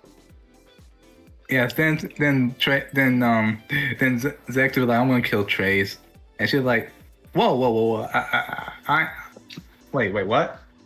Then she's like, I ain't about that. Okay, maybe I'm not about that life. Maybe I'm not the major. Well, the thing is that Dorothy is actually Quest, but well done. Quest, but well Dorothy's done. Quest, but well done. Dorothy's Give insane. war a chance. Give war a chance. I'm fucking invincible. No, just like the good old days of the 9/11. Wait a minute. 9/11 is bad. That's such a good line. I have to say it twice. Just like the good old days after 9/11. But I can't.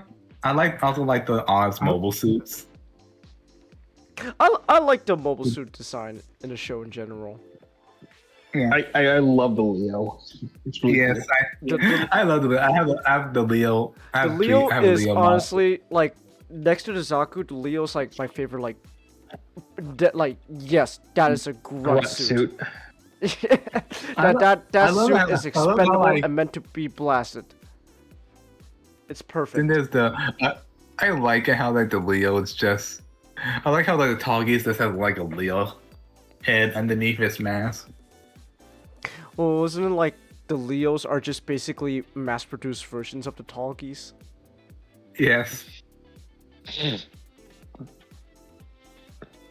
So, I love the Leos. They're great. Just perfect grunt. Cheap and expendable. Exactly. Nah, but I don't mind Wing Gundam. Well, me neither. It's a good show. It's just flawed. Okay, how I would describe the Leo is like it's like the Imperial Guard from Warhammer suit.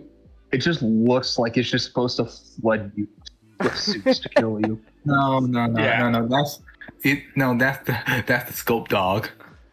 That's the. Well, yeah, but like the Leo is just. It's perfect. It is the perfect. Yeah, it's like perfect for a grunt suit. Yeah. No, it looks like when you look at it, it's like, all right, you it's just perfect. Like the guy who made this is just designed a phenomenal. Like you just look at it and you know it's like, all right, you're just there to just. I can't think of a bad design in terms of the mechs in the series. I can't think of like. From Wing? Also.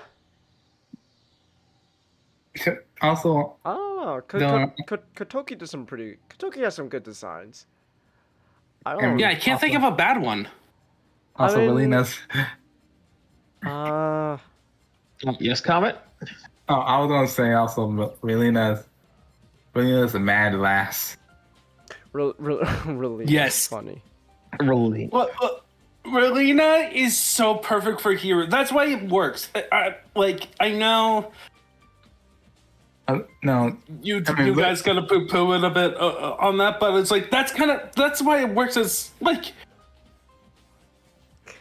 the relationship just works because they match each other. Of like Hero and Relina, even though at first glance it's like, how on earth would you fall in love with a guy like Hero?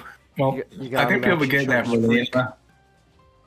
Relina is a teenager, so she's looking for a bored, rich teenage girl. So she's looking for excitement, and so the minute it's like someone's gotta match her freak. Yeah, and the minute Hero said, "I'll kill you," she looked at them and just thought, "That's hot." That's some exciting shit. And then there's like, if the ending is canon, as Susari, she's willing to poke the bear. She poked rhinos. She messed with a rhino's tail. She lifted up lions. Mister. If you came here to poke the bear, you came to the right man. Everything goes back to Mission Impossible, baby. Let's go. And hey, SGD. Hey, SGD. Hey, SGD. Hello. Yeah. But I like Wing. What about? I guess Wing is kind of an interesting case to me. How like it is like Wing's kind of a fascinating thing where like it's how people regard Wing is similar to how people Wing is what Gundam Seed was for like Japan to like here in America. Like both shows brought in like a new boom of like Gundam fans. Like, oh my gosh, whoa, oh shit, this is called Gundam. Whoa, this is pretty cool, man. I think that's just pretty. I think that's just pretty interesting, especially considering how everyone, like most people here in the West, they look at something like Seed and they go, man, that show's kind of I don't really like it. But then they go like, oh man, but Wing though, that's some good stuff, man. That's some good stuff. I think also. It helps that Wing got that the people Oz and Wing and Joy has that drip. Yeah, they do got that drip going on. they do got that drip. So there's that. No, Wing is just a fascinating thing where like, yeah, it's like it's a popular show. I do wonder though, me personally, if a lot of the love for Wing is mostly nostalgia. But I disagree with that because I like Wing, but like it's not the. I don't know. I like Wing, but it's not the best show out there to like represent Gundam. Neither is Gundam. But here's the thing. Think about that. It's in terms of the last 30 years. Like I would argue it's probably the best in the last 30 years because Gundam 00. I know you guys like it a lot more. I have to bring this up, but it is not really. You haven't seen season 2 yet. Caveat. Caveat, but also people. When I saw stuff I like it. Other people think season 2 is actual garbage. So of Double O? No, I don't. No, I don't hate I don't hate season 2 of Double O. I just think Double O season 2 kind of loses some of the originality of the first season because the first season was like it's its own thing, and then season 2 is just Zeta Gundam. Like if you like Zeta Gundam, then yeah, hell yeah, let's go, baby. But then like I think it's weird because season 1 is more original, but the writing quality is worse than season 2. But season 2 was less original, but quality-wise, it's better than season 1. Yeah, but like, okay, so I'm looking it up right now just to kind of confirm with Gundam Wing, right? So after Gundam Wing, OAFMS team, that's probably a good competitor. Then you got. You got After War Gundam X. After War Gundam X. After War in Turn A, I would say is better than Wing. After War Gundam X, it's a fucking Gundam X is that's the best. Gundam X is it's underrated. It's amazing. Gundam X is underrated. I'll say it. I think Gundam X is probably the best Gundams. I love X. It is a shame that I need to finish watching Gundam X to get a full opinion on that. Like, but I heard that. Okay. I just wanted to finish up my point. Okay, like. All right. Right. Then you got the Gundam Seed. Like that. Seed is your only competitor. Then Double O. And then you got Unicorn. And then you got Unicorn. Is like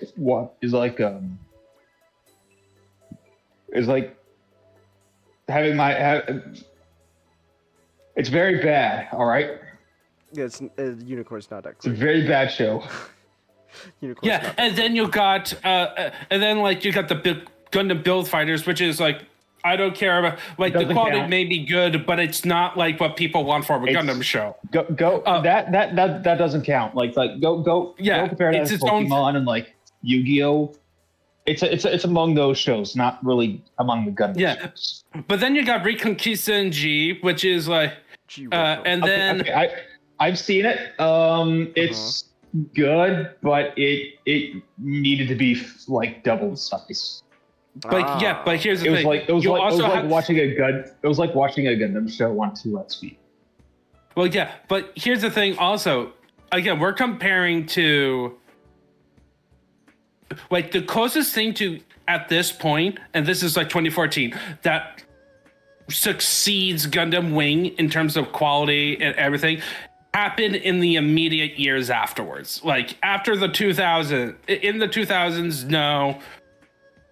And then you got Gundam The Origin, which I heard not good things about. And then Iron Blooded Orphans. I hear it's good, but it's its own thing. It's not like people did not really attach themselves. It's one of the least Gundam-y stuff, but it is legitimately it is very good. Yeah, I am. By the way, when I'm saying they may not be good, I am not saying that they are bad in comparison. I'm just saying like. We're comparing to like if you're gonna bring somebody into the Gundam series, is talk to them like, okay, what are the Gundam series I should watch, right? To get a good opinion.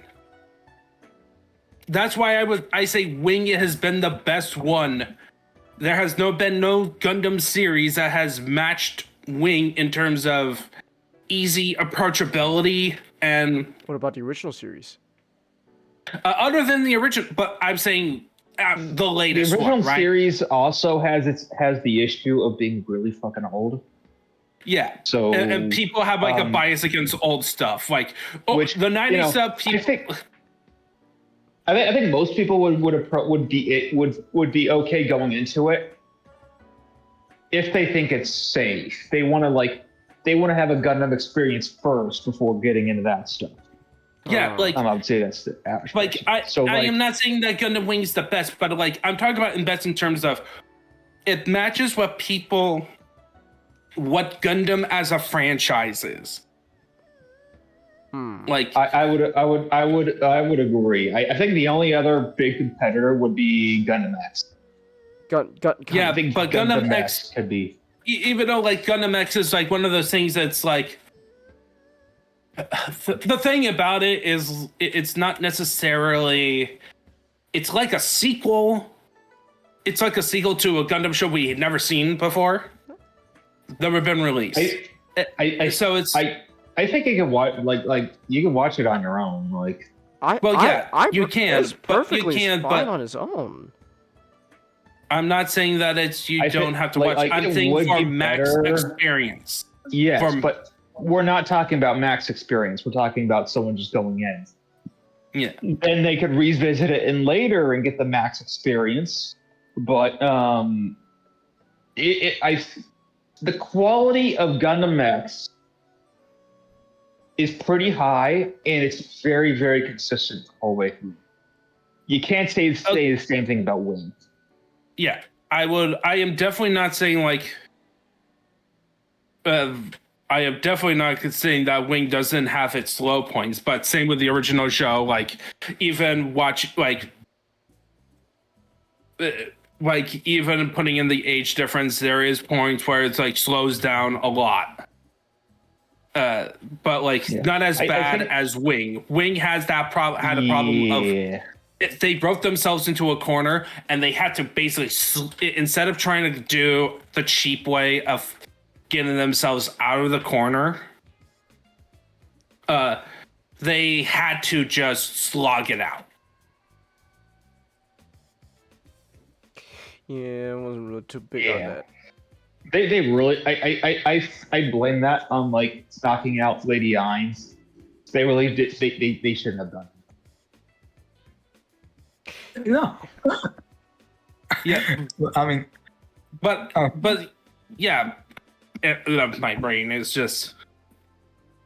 Speaking of Lady Ainz, she gotta be the best pilot in that show, because she somehow went from Gundam Wing Gundam, went from Earth all the way to the Libra space station to block a laser.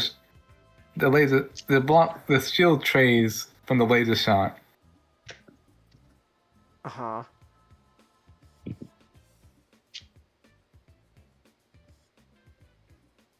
The joke. The joke is that she shouldn't be able to do that. Oh. Well, yeah. Well, compared to other Gundam stuff, it's like kind of tame. Well, no. It's not that she blocked the laser. It's that she was able to go from Earth.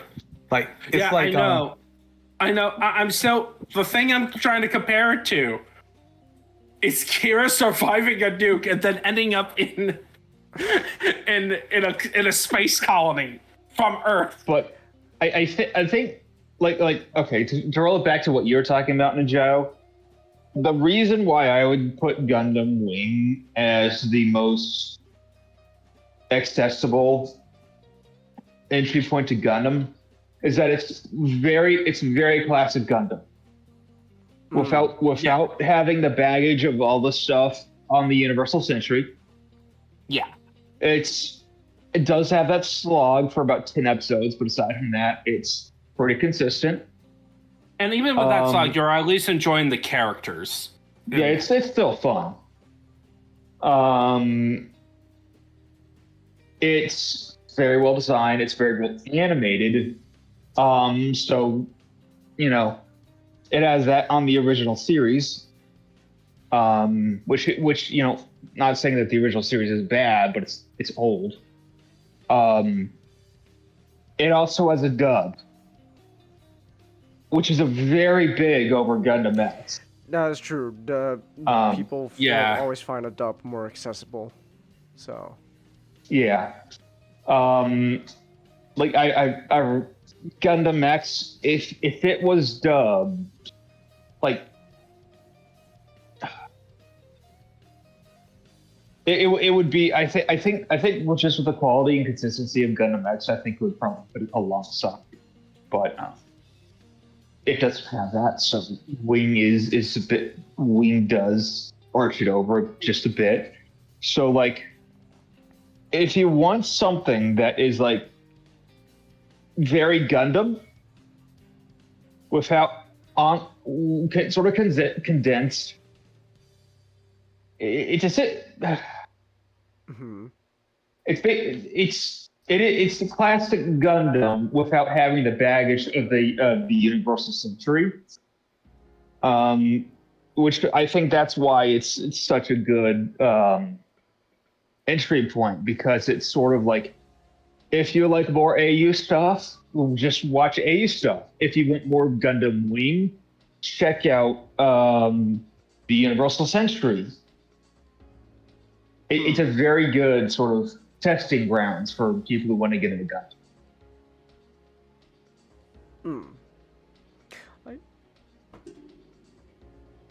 I guess real quick, since we're talking about like shows like get into Gundam, I guess I could say this. In all honesty, I think the beauty of the state of the Gundam franchise at the moment is kind of like Transformers, where a lot of people can just get into the franchise through all sorts of different shows, like both, like if we're talking like very recent, both Witch from Mercury and G-Quux did see a pretty decent influx of like new fans who watched those shows and they're like, oh, this is pretty interesting. I kind of want to check out what else Gundam has in store. So yeah, and ultimately the good thing about Gundam having the AU stuff is that it's only a matter of time before somebody gets out of the show better than Gundam Wing. Yeah, of course. Of course. It's really depends on like the creators, if they decided to essentially like attempt to do Gundam Wing again in a way. Sort of that Universal Century without being Universal Century. Yeah, because right now they're not that. I think they're a bit more on trying to be a bit more unique. Gundam is or trying to be Universal Century entry. Yeah. I think either doing. I've seen people complain about the direction of the last two Gundam shows, but I think they're trying to aim for younger audiences. Yeah. Because something they said years ago about just mecha in general is there's not a lot of kids, and kids buy toys, so lots of people buying toys. But despite this, the average age of a Gundam fan is in their 40s in Japan. I see. Yeah. So they don't have the younger audience. So I feel like the newer shows are probably the direction Gundam's going to be going in with for a while. I do feel like maybe this is the good to make sort of a UC without being UC show again.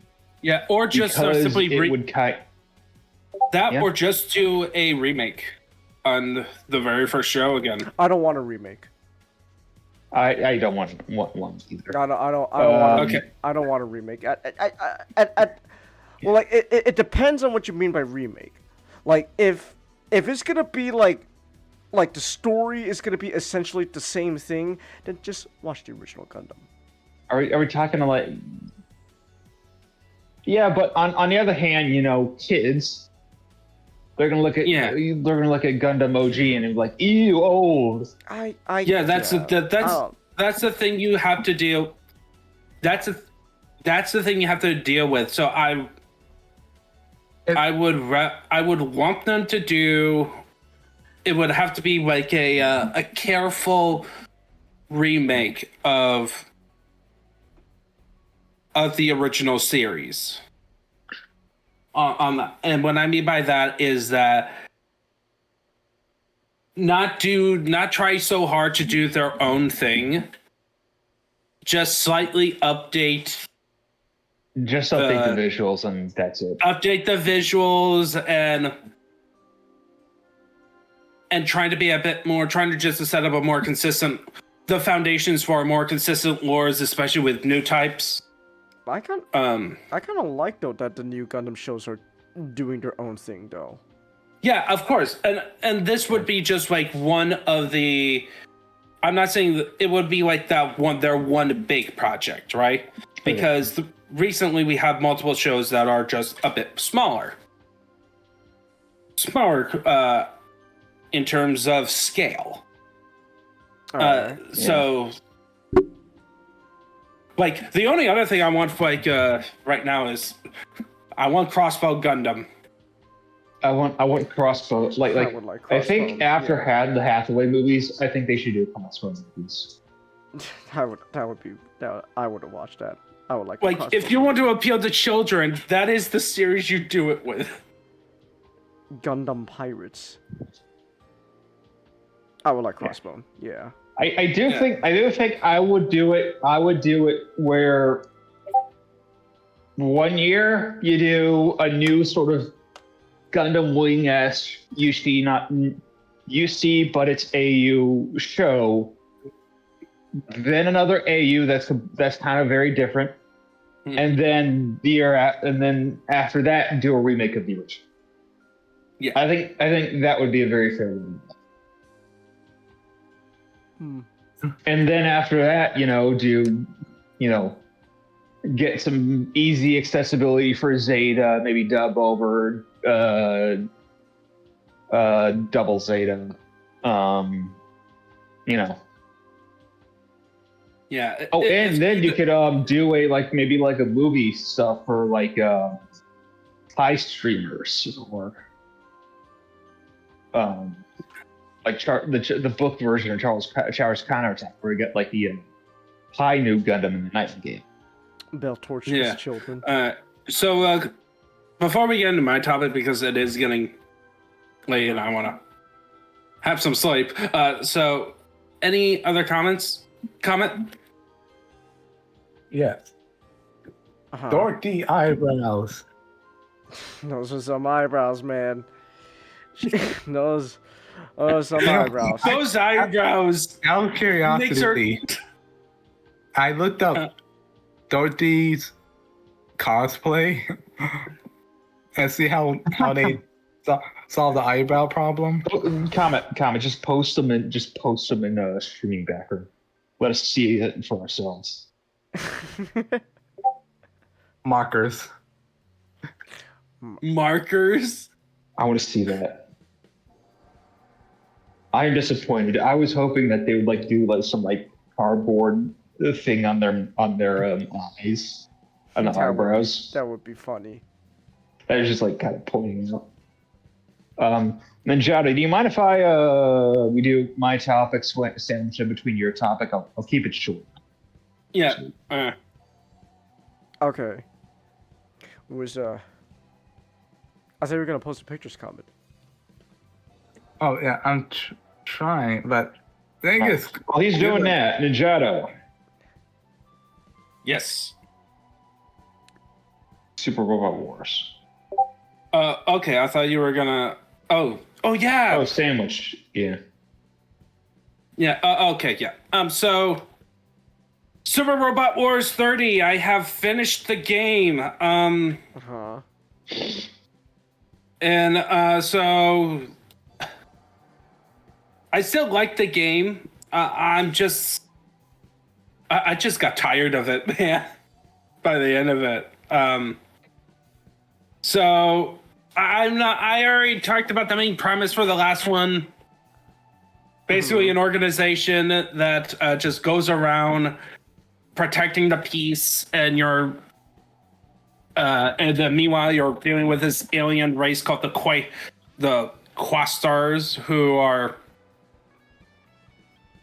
attacking you, and one of their leaders has give you ultimatums for ultimatum questions, and depending on your choice, it's gonna lead to a normal and true ending. So I'm just gonna talk about kind of what is the revelation. So the revelation is that your major ship contained the last member of the previous civilization that the Questers took out. And she basically was subtly mind controlling people to basically make humanity into a weapon to have her revenge. But it turns out the guy who's been financing everything, Commodore Sai, has. And by the way, everyone had the obedience gene in them. Oh, okay. They got genetic. Of course, of course. But due to the stick in the mud character of the OC original characters turned out to be the least susceptible to being mind controlled, and with the help of the crazy science lady, came up with a countermeasure, and basically they locked her up in basically the ship's basement.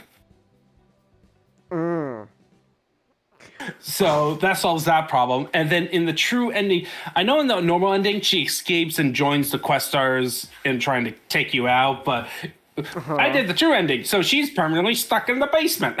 Oh, okay. And then it turns out that the Questars is actually just one dude who cloned himself. I see. Cloning. Including the guy who's been giving you questions because he rebels, and you end up convincing him to join your side, essentially. Ah, okay. With the help of Gridman, by the way. Let's go! Like, the finale Gridman happens, and he's like, oh, this is what it means to be a hero. Let's go. That's my man. Oh. That's my Yeah, goat. Gridman. And I'm trying to remember all the they did the whole connecting thing, but the biggest thing about this guy, he has already wiped out 30 civilizations before because, hey, it's 30th anniversary, so. And basically his civilization took out the previous one that made that ancient ship, but then he killed everyone. Ah, I see. And because he basically considers himself to be the true objective man, even though he looks like a demon. Okay. But so you end up defeating him, and his plan ultimately was to make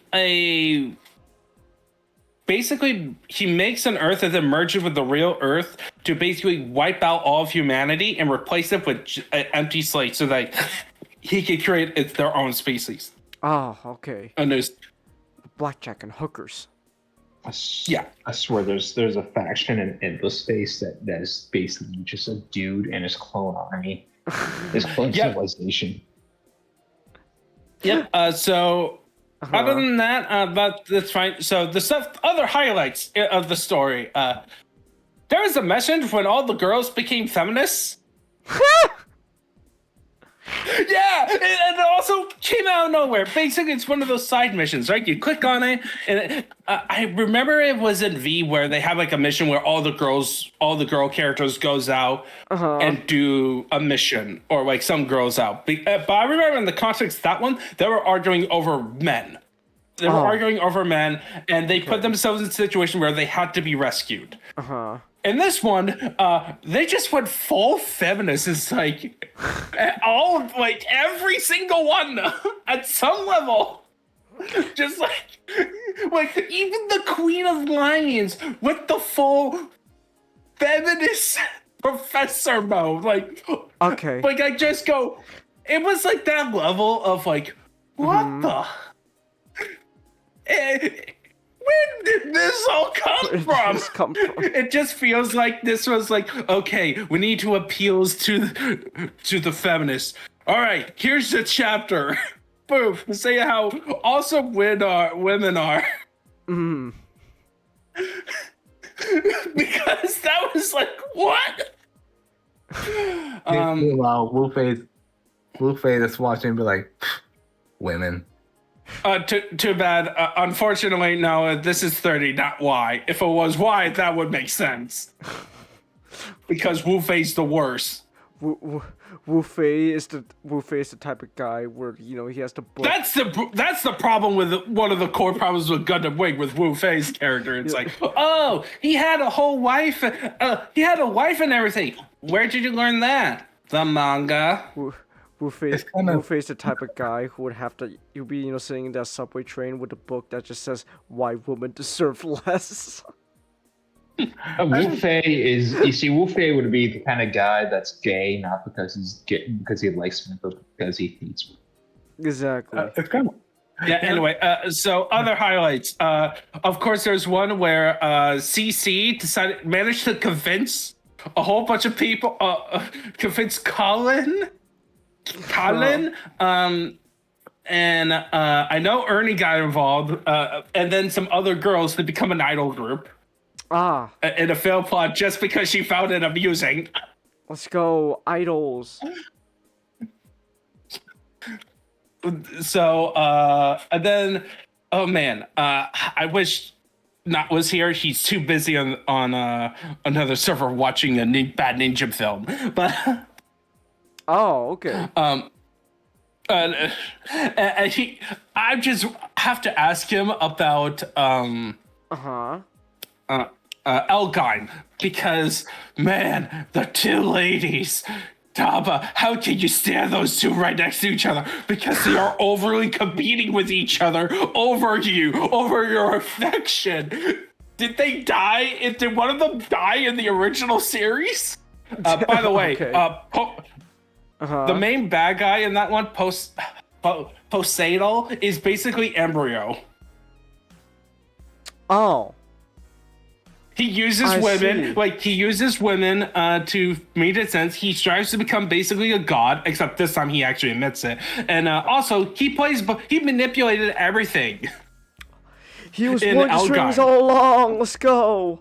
Yes, he was pulling the strings all along. He was the weapons dealer.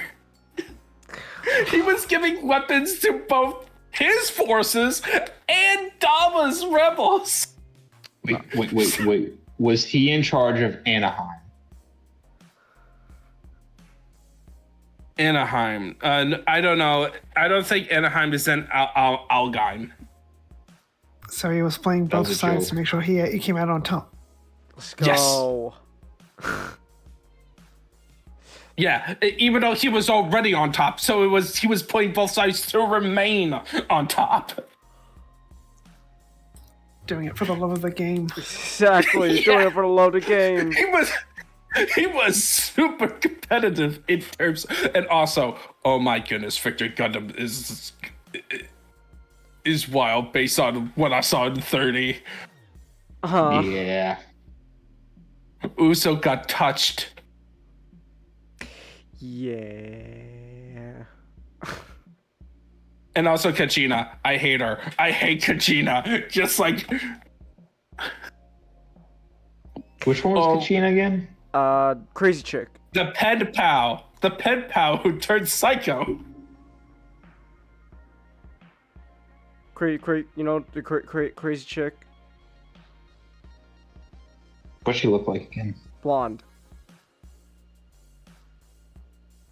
All right, I'll show you. I'll remember her. Yeah, just send it to me. I'll remember her ones. Boom. Oh, that bitch. Yeah, that bitch. Also, Michelle from Narrative Gunner survived thanks to Shakti. Oh, the little Uso's love interest, because her plot armor. And also, this is her ability after that mission where they do the whole narrative Gundam. This is her upgraded ability at the bottom. It's a passive. It's funny. Just Who are we working with? Activate the XL Bullseye and Flash Spirits. Plus 10 morale to all allies whenever any allied unit is destroyed. That's pretty good. It's also funny because that's what happened in the original movie. She sacrificed herself so that Jonas gets his power up to use the psychic. Like his final attack in the Venus Gundam is from the film where both the Ghost of Michelle and Rita shows up just to beat the crap out of the opponent. Oh, I see. So here's a problem. The DLC, how it incorporates into the story. They just said it's another dimension. Let's go. Another dimension. They're being pulled in, and I'm not a big fan of it because it didn't really. It kind of was more of like a hand wavy thing. I hope in why they don't do too much of that. They already pulled it once, but they probably already not had too like much. The story down already by then, and they didn't know how to weave in the DLC stuff into the story, so they just went different dimension. Though they have the character interaction, like my favorite is Chirico because of course it's Chirico. He and Vaughn from Gunsword initially were butting heads, and then they became best bros at the end. Of course. Which is so fun. Because basically their connection point is that Chirico is trying to find Fiona to see if she was in this world, because if she was in the world of SRW30, they would have just remained there. It's like, no, I don't want to go back.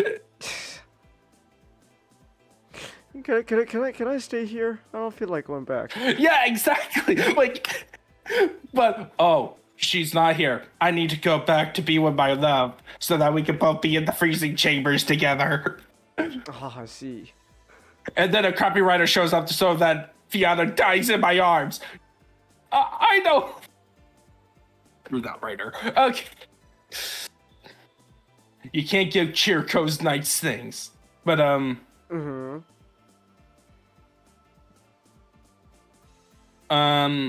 yeah, that's like the stuff that in top of 30, like, the plot's fine. There's some cool world building stuff in there, like how they kind of incorporate with the multiple mechas in there, but and like there's some cool moments with the Brave series, with Brave Police, of course. My boys. And yep, like how Yuta from with Jay Decker hangs out with Yuta from Gridman, and all that great character dynamics in there. And it is like a constant theme about the older generation passing the torch to the younger generation. And that's kind of cool that you have like a thematic through line, but I get part of it is the problem with the structure and how they handle the structure. It kind of didn't feel as cohesive in terms of the story, which I will say that Y is doing it better. Is this a good segue?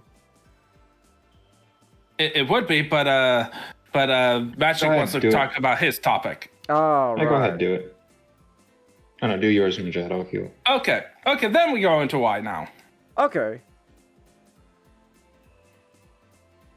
So, Super Robot Wars Y is the newest one that came out this year. Like a month ago. And the premise in this one is you play an island nation that's flying. You didn't realize it at the beginning, but you follow... let me pull up the names because there's German. It's German. Okay. There's some... It's not just Japanese. It's German! I I know some German, such as Wiener and Schnitzel. Yeah, so of course the first thing you do is that you either pick the male or the female. And essentially what they are part of an organization called Ninja. And yes, they are literally call themselves Ninja. And it is also an acronym. What's it stand for? Let me find it. I'm showing it. Go. I have it on my folders. I have been screenshotting it to no end. So I will be posting it, but they are called Ninja because it's the new Infinity Neuron Japanese assassin. Okay, sure. Yeah, because they wanted to have Ninja for, yeah. Sure, alright, yeah. But anyway, so what this guy... So, whatever your character is, they are assigned to the actual main character. They're like an important character, but they are much like how Edge from the previous game is like the assistant character to the captain lady. Yeah, but in this one it is the captain lady, and I'm trying to find her phone. Her name is Achika Fran Burnett. And her father her father for years owned this one city called Yamato City, and part of another city. Basically, he owns a huge property. And then one day and he also died mysteriously 5 years ago in an accident. Of course it happened. Of course. So what happened on her 14th birthday, she got your main character, the character you chose, as her bodyguard, because immediately she gets attacked by androids that looks like demons. Of course. And yes, of course that happens. And then the city gets attacked. And then during the initial scuffle, what happened is that Zero shows up because, by the way, the first scene you see in the show, in the game, is that Lelouch getting killed.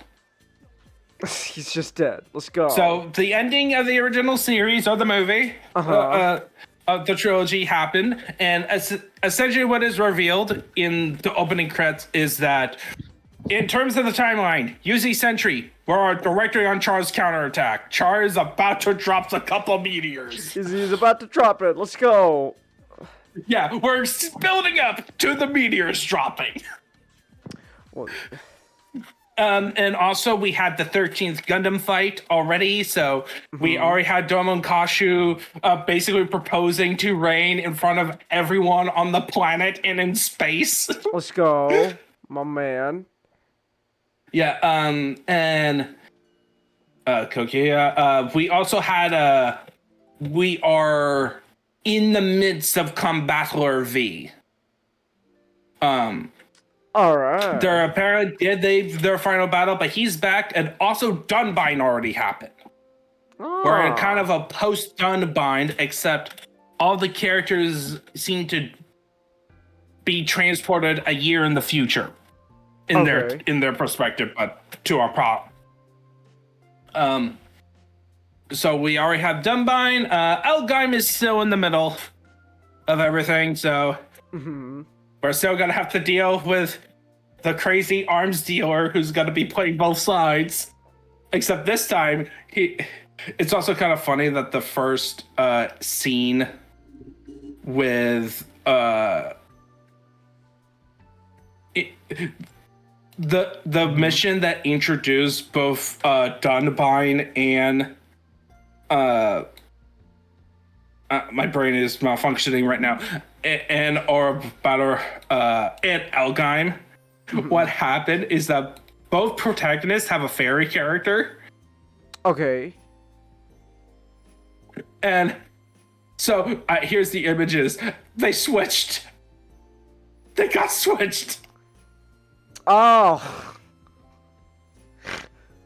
All right. They accidentally swapped partners when everything happened. It's like, who are you? What? You're not the fairy.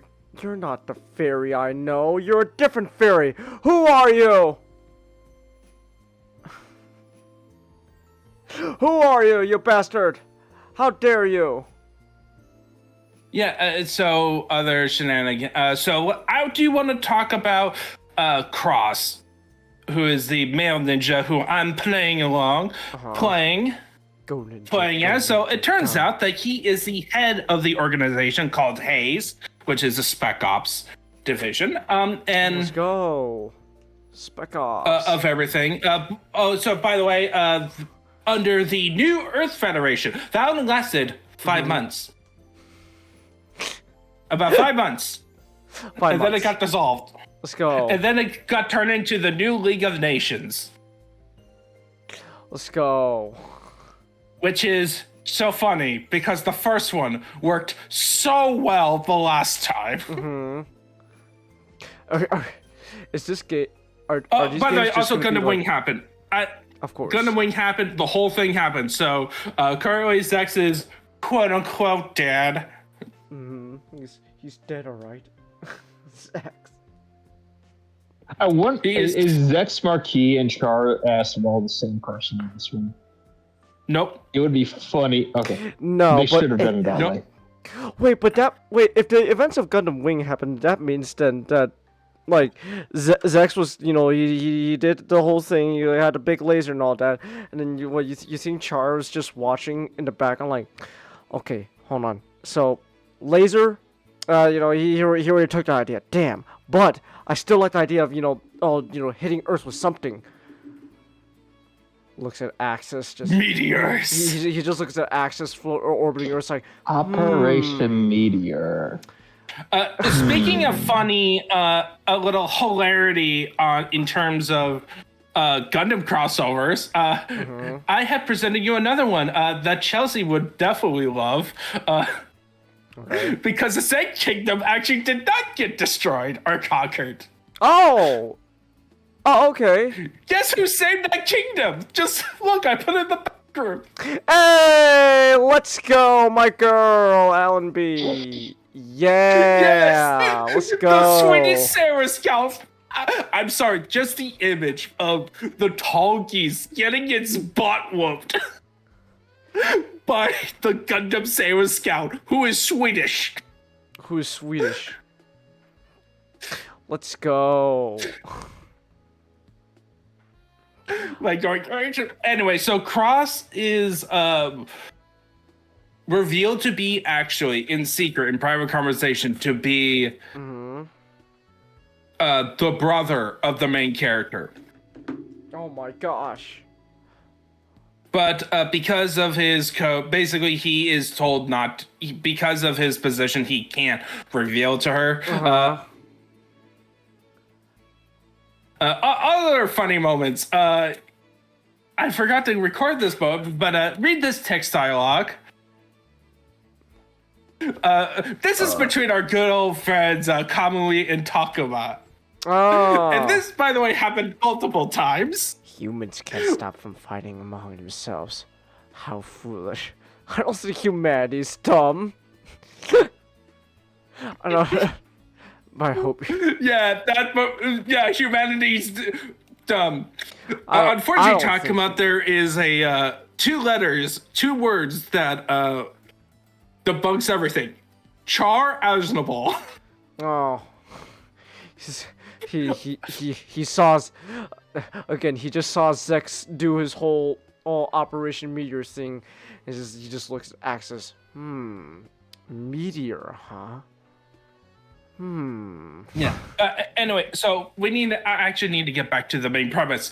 So on her 14th birthday, she discovers that her city is actually a spaceship. Oh my gosh. By the way, you know how we had an actual number about the population number, and that was like 48%. So it was a city designed to house at least 40,000 people. So somehow this guy bought enough land for a city, for one whole city and part of another city that housed that many people and build a spaceship underneath it. How many people did you say? Like 40,000? That's like the max capacity. Okay, well that's actually, right. Well, that's a lot of people, but it's actually not that bad because like cities can be more. It's not that bad, but it's still so. At first, they ran into issues with the Japanese government because, it's a nice big battleship. The population of Los Angeles is 3.8 million. Yeah. It's still a big enough city. And also in the city lives our friends from Dynazenon. Yeah, let's go. So we have like the initial part, like they are like the first. Almost the first. Like they are present throughout the early missions. Wait, so are just a bunch of kaiju just popping up on that ship and you just gotta go and deal with them? That's how you tie in Dynazenon? That's funny. Yep. Yeah, it is. It's when Garma introduced himself fully, he says, "Oh yeah, I'm a kaiju user. Let's regular the show." They had to basically push him out of the ship so they could fight him outside when a bunch of them show up. Okay. That's how they that's how they do Dynazenon stuff. Every time a kaiju shows up, what if we take the kaiju and push it away from the ship? And the reason I'm bringing up Dynazenon because this is another trade of Cross. I love him. He is not very happy going on with Yomogi and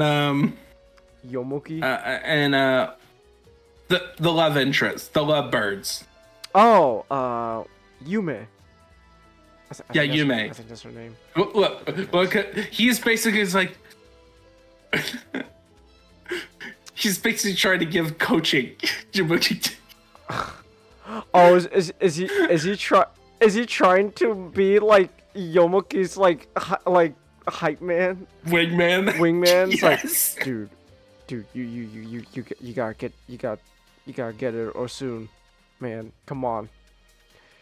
Don't worry, they get together. So after dealing with the Japanese government and after Domonkashu shows up, and so Echika decided, you know what? Originally, I was just gonna try to be independent as possible because it's my property. So basically, I was gonna set up Rapture. Oh, okay. Well, since the Federation, the new Earth Federation is just gone, I'm declaring independence.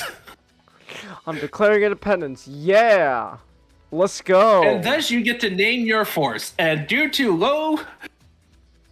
low character limit, I decided to call my guys the Neo Bakufu. The Neo Bakufu. Let's go. Unfortunately, I would have gone with Neo Shinzagumi to be a further screw you, Japan. I wish you could rename the city so I could name it Neo Kyoto. We're going to take Kyoto and push it somewhere else. No, it's them like basically we're just copyrighting. We're just our own city. We're gonna take your city's name for our own, and then we're gonna copyright it. Wait, hold on. Real quick, you can name your characters in this in these games, right? Yeah, I chose to stick with the original because they were man, fine. if you're gonna call your city Neo, like if you're gonna call your like whole thing like Neo Bakufu, you should have named your character Sakamoto Ryoma. or like another samurai history reference, like or one of the Shinsengumi, because but if you do Ryoma, you could just pretend it's Kiryu, and now you're just doing Like a Dragon Ishin, but with robots. Unfortunately, the personalities just don't work. But anyway, so now you are now just traveling around the world, much like in the previous game. Ending up helping out people. So much so that Zero, at this point, who is Zuzaku, basically says this about you. A.Advent, yes, that's the name. I know. They've become both the spark of new conflict and the force that opposes it. Okay. They are the cause and solution to all of our problems. They are the cause and solution to all our problems. Okay. Oh man, this Zero guy, I wonder who he is. I wonder who he is. It's not like Kala almost spilled the beans. Man, this, I sure wonder who this guy is. What's his deal? You know. just also a recurring joke, a recurring funny element is that because the new Federation got disbanded, the Gundam fights has a question. It's like, oh, is Domo Kashu want to be the representative of this city? What? Oh, Domon, you no longer represent Neo Japan. You represent us now. Okay. And then Takuma, of course, wants to fight. It's like, no, I want to be representative. I want to represent.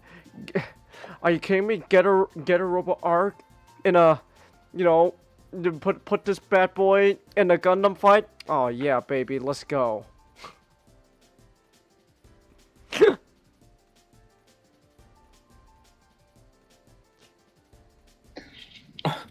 Yeah, so that's enough I want to talk about in the story. There is some terrorism going on. The events of Sea Destiny already happened. So we're post Sea Destiny, and the Atlantic Federation tried to recruit me into their sphere of influence. And there's this shadowy organization called they're terrorists, Val X, who are constantly attacking us and also trying to kidnap people. Oh, of course. Like kidnap or kill people, including Riolina. Riolina was nearly killed. Right. Same with, of course. Kaguli. As usual. As usual. Yeah. As usual, but Hero's not around. Hero's. By the way, we have seen Hero and Wu Fei. Wu Fei was the first Gundam. I know. I hate him. That's the only flaw in the first mission. Namor.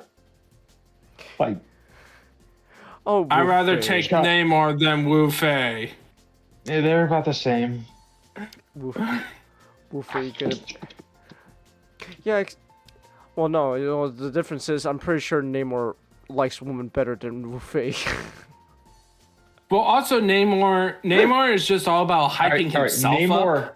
Namor likes woman more than Wu Fei, but does Namor respect woman as much as Wu Fei? No. Oh, no. True. I think he respects them about the same. Yeah, but the thing is, you have to deal with is that Namor all he does is hype himself up. Wu Fei talks you down. Wu Fei talks you down. I'd rather not deal with him because he's purposely talks you down, insults you, calling you weak and stuff, and then when you attack, he's just gonna kick your butt because he's a martial artist. You are weak. That is why you lost. I mean, I'm glad you didn't say it was because, you know, I was a woman or anything like that. And because you're a woman. Okay, well, see, there you go, Wu Fei. Yeah. But anyway, so in because turn, you're weak. You're weaker because you're a woman. Exactly. So there are some changes they made over. EXC system gone. Okay. So essentially, that role has been taken over by the support system. Ah, okay. Your first supports were the maids of the manor because, of course, they knew how to operate a ship. Mm-hmm. Of course. Even though, and then one of them looks like an elf, I swear. I don't have her image, but she looks like an elf. All right. And then, there is definitely right now early game a lot more concern about EN management and all that stuff. And then the biggest change is UI. Okay, is it good or like is it a good change? It's getting used to. Okay. It takes time because people compare to the best description is mobile game UI philosophy. Okay. Interesting. Yeah, but also I also kind of feel like it also is like console friendly primary and then PC secondary. Okay. Like even the way the maps kind of look and the way the camera is and the way the spaces kind of. Okay. Like I had issues where you had obscuring without turning in Super Robot Wars 30. By the way, they also changed the controls of about just managing everything compared to 30. So you either have to do rebinding or just get used to a brand new control scheme. Okay. Like, for example, to turn the camera and the map, instead of F and G from 30, it's C and V. Wait, it's like Yeah. Yeah, also, when you're, like, going through spirits, if you want to switch characters within that, it's 1 in 3. We just skip over the 2 button? Yeah, because they're meant to be like, the shoulder pads. Shoulder buttons. Okay, now I guess I should ask, can you change the key bindings for like? I think so. Yeah. Okay, if I can change the key bindings, then that should make things easier. But in terms of mouse, another thing when I'm kind of saying like, it's more control, is the way the mouse and the maps kind of look. It's a lot more difficult initially. Like I had issues with 32 in terms of the mouse and placing, just because the camera angle is not that friendly towards mouse. It's like it looks better on the screen and all, but in terms of like moving units with a mouse, it's a lot more difficult. And if you're not careful, if you're going too fast, you could put yourself out of position. And right now in early game, it is important. Because characters could easily get swamped over and get killed off. Yeah, let's go. So I'm not gonna fully judge why until like I get to the late game, because that's when like my problems with 30 around. In terms of there's a lot more cleaner elements to it. Like for example, when you pick missions, instead of you have like a menu and then you go into another menu where you see on the map, because the idea is that you look in the map and you click on the relics. Yeah. For like the special missions. No, the relics are just part of the menu. You just click on the menu. You're not doing like this whole traveling around the world thing, going through other menus. You're just picking it directly off the list. Okay. So that's a good change, right? It's a huge improvement. All right. In my opinion, it's a huge improvement because it's like, hey, I want to go on this mission. Boom, go. And I want to deal with these relic missions. Oh, good. Boom, go.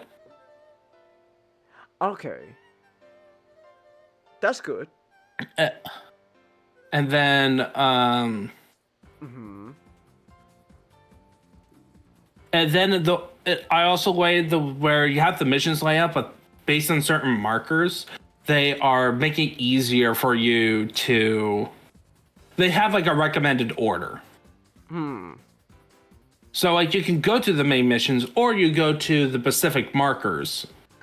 Okay, I see. So if you want to go where the game recommends you to go next. If you choose not to, if you don't decide, if you could always decide to just do it on your own. Like, I just want to do this mission. Okay. But for like new players, like if you don't want that, if you want, like, if you just want to have like not think about where to go next, you can go with the marker. Okay. Yeah. So yeah, that's all I kind of want to do. I haven't like gotten all the characters yet. We're still in the early game. Like, out of the characters on the screen, I don't have Majestic Prince, Jet Jaeger, and we haven't gone with the Macross stuff yet. So I like how you call me Jet Jaeger. I'm a little bit tired. I It's like, understand, but I think that's just a funny change. Just. Jet Jaguar. It's supposed to be Jet Jaguar, right? Jet Jaguar, but I also find Jet Jaeger funny. It's like all of a sudden he shows up, you're fighting Godzilla, and then you hear Pacific Rim music in the background. And then the Pacific Rim robot gets instantly destroyed because the things can be very pathetic. Gypsy Danger's cool, but like no way Gypsy Danger's gonna be fighting against Godzilla anytime soon. Yeah, Godzilla is like that's a little above Pacific Rim in type of kaiju's going on. That's advanced kaiju category there. Yeah. But I did get I did pre-order it, so I get like the pre-order DLC, which includes in the first one I got the Fang Ring, the Fang Rex,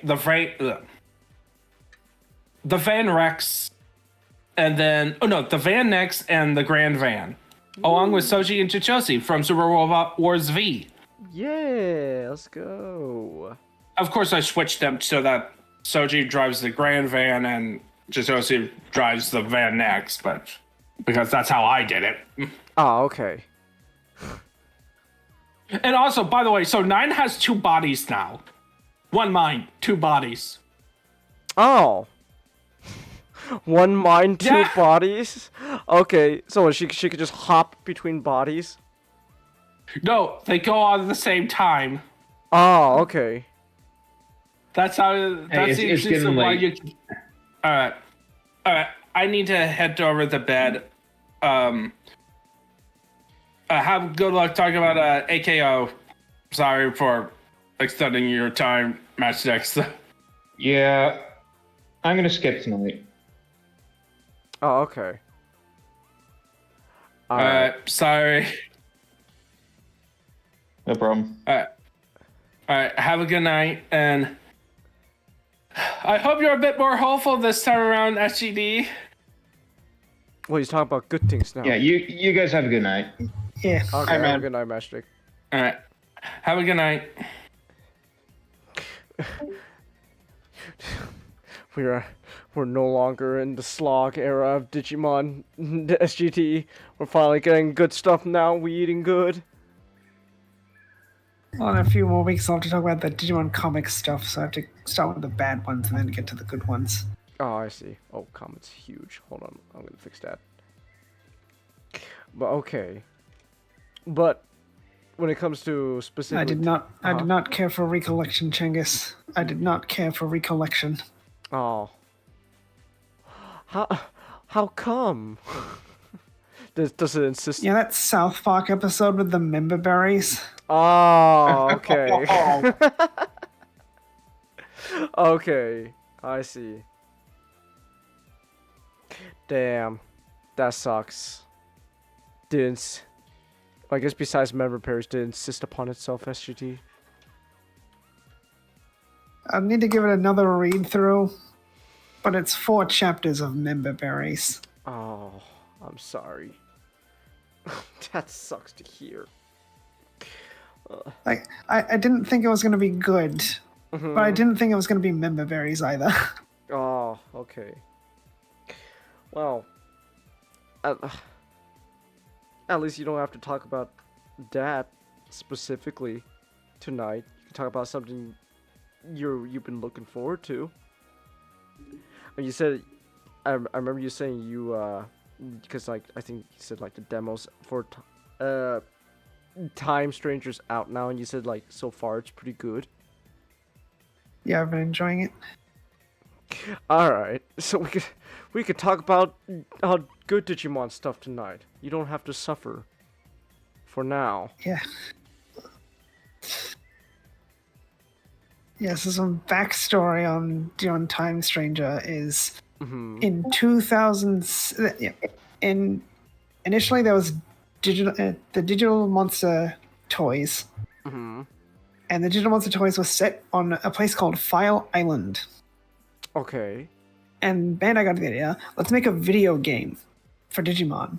And that created Digimon World. And Digimon World went on to heavily inspire Digimon Adventure. So you watch Digimon Adventure, a lot of the locations they go to in the first arc against Devimon are locations from Digimon World. I see. Then a Digimon World 2 came out. And that was a completely different game. Digimon World was running around with one Digimon and raise it like you're in the V-Pets, but in a more open world environment. The second game was a dungeon crawler. Oh. You drive around on a vehicle, kind of like the Mystery Dungeon games. But like you go square by square, and then you'd have random battles, but there'd be 3-on-3 battles. Then Digimon World 3 came out, which was much more of an RPG. Okay. Like Pokemon games. But keeping the 3v3 battles. Okay. And then there was Digimon World 4, or I think Digimon World X. But that's not important right now. That was a completely different style of game again. I don't think there are any people in that one. Okay. So I think that one was more of an action RPG. Your Digimon, you would play as Digimon holding weapons. I see. So these games primarily focusing on Digimon World 3.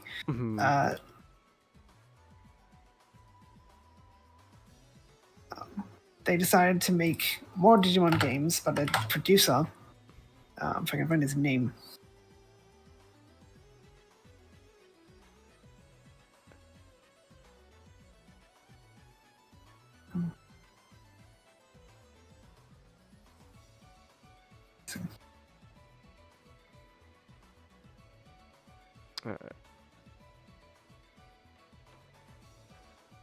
Put you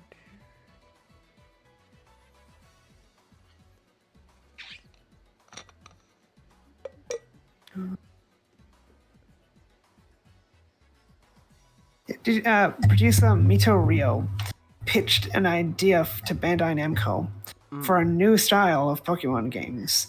Digimon games, which are more closely like the Pokemon games than the Digimon games so far. Mostly using Digimon World 3 as a basis, I guess. And that was Digimon Story. So Pokemon, but Digimon. And Digimon Story came in 2006. Alright. And it was set in the Savers era. And then, rather than having the 2D environments and 3D battles, they went 2D battles and 2D environments. And so we got a few games in the Digimon Story series. So Digimon Story was Savers. And there was Digimon Story Sunburst and Moonlight. So, copying the whole dual things for Pokemon. Alright. Even a couple of Digimon Cross Wars story games. And then we got a new producer, Kazumasa Habu. Oh, let's go, Habu! And it all went downhill from there. He was the producer for... He worked on some of the Digimon story games. And then Cyber Sleuth came out. Cyber Sleuth came out in 2015. And Habu promised he wanted to get the games out quicker. He promised. We've had one Digimon game since 2015. Digimon Survive. Hacker's Memory doesn't count according to Bandai themselves. Hacker's Memory doesn't count. Okay. Because Hacker's Memory is not a standalone game. Hacker's Memory is a DLC. You cannot buy Hacker's Memory separately. Okay. So now after 10 years, we have our first Digimon story game since Digimon Cyber Sleuth. Let's go. And Habu's gone too. He's replaced by Ryusuke Hara. Or Hara P as they call him. Okay. And so he took over for Habu a couple of years ago, so well into Time Stranger's development. And how much of an involvement did Habu even have in these games? He seemed more involved than he probably should have been as a producer. Oh, okay. Because in 2015, we got Cyber Sleuth. Then he said the next Digimon Story game is coming out in 2019. Alright. It's been a long 4 years, Chungus. And then Hacker's Memory was made for 2017 to tide people over for 2 more years. Like, you wait 2 years, here's another game, that'll keep you going for another 2 years. And then they announced before 2019 Digimon Survive, and Digimon Survive was supposed to tide people over for a couple more years because the Digimon story game was taking longer to develop. Then Survive got delayed. Great sign. And Habu said, we have to delay all the other Digimon projects because I need to focus on Survive. I see. Which was absurd. That you need to do that. So everyone else had to suffer just for one game. Yeah, like, he admitted, which, like, I had theorized, Survive, like, Habu works on AAA games. Survive was supposed to be an indie level project. And I was thinking, Habu probably had a scope bigger than that. So they had to reboot development. They had to I was scale 100% on the money. Oh, let's go. They had to get a new studio to meet Habu's vision, and the game still sucked. Oh, okay.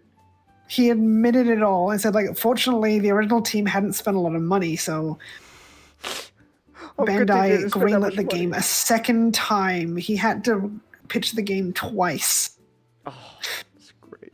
And he wasn't even the producer. He wasn't even the chief producer. He was the chief producer for Survive when it was announced. When the game came out, his position had been downgraded to producer. I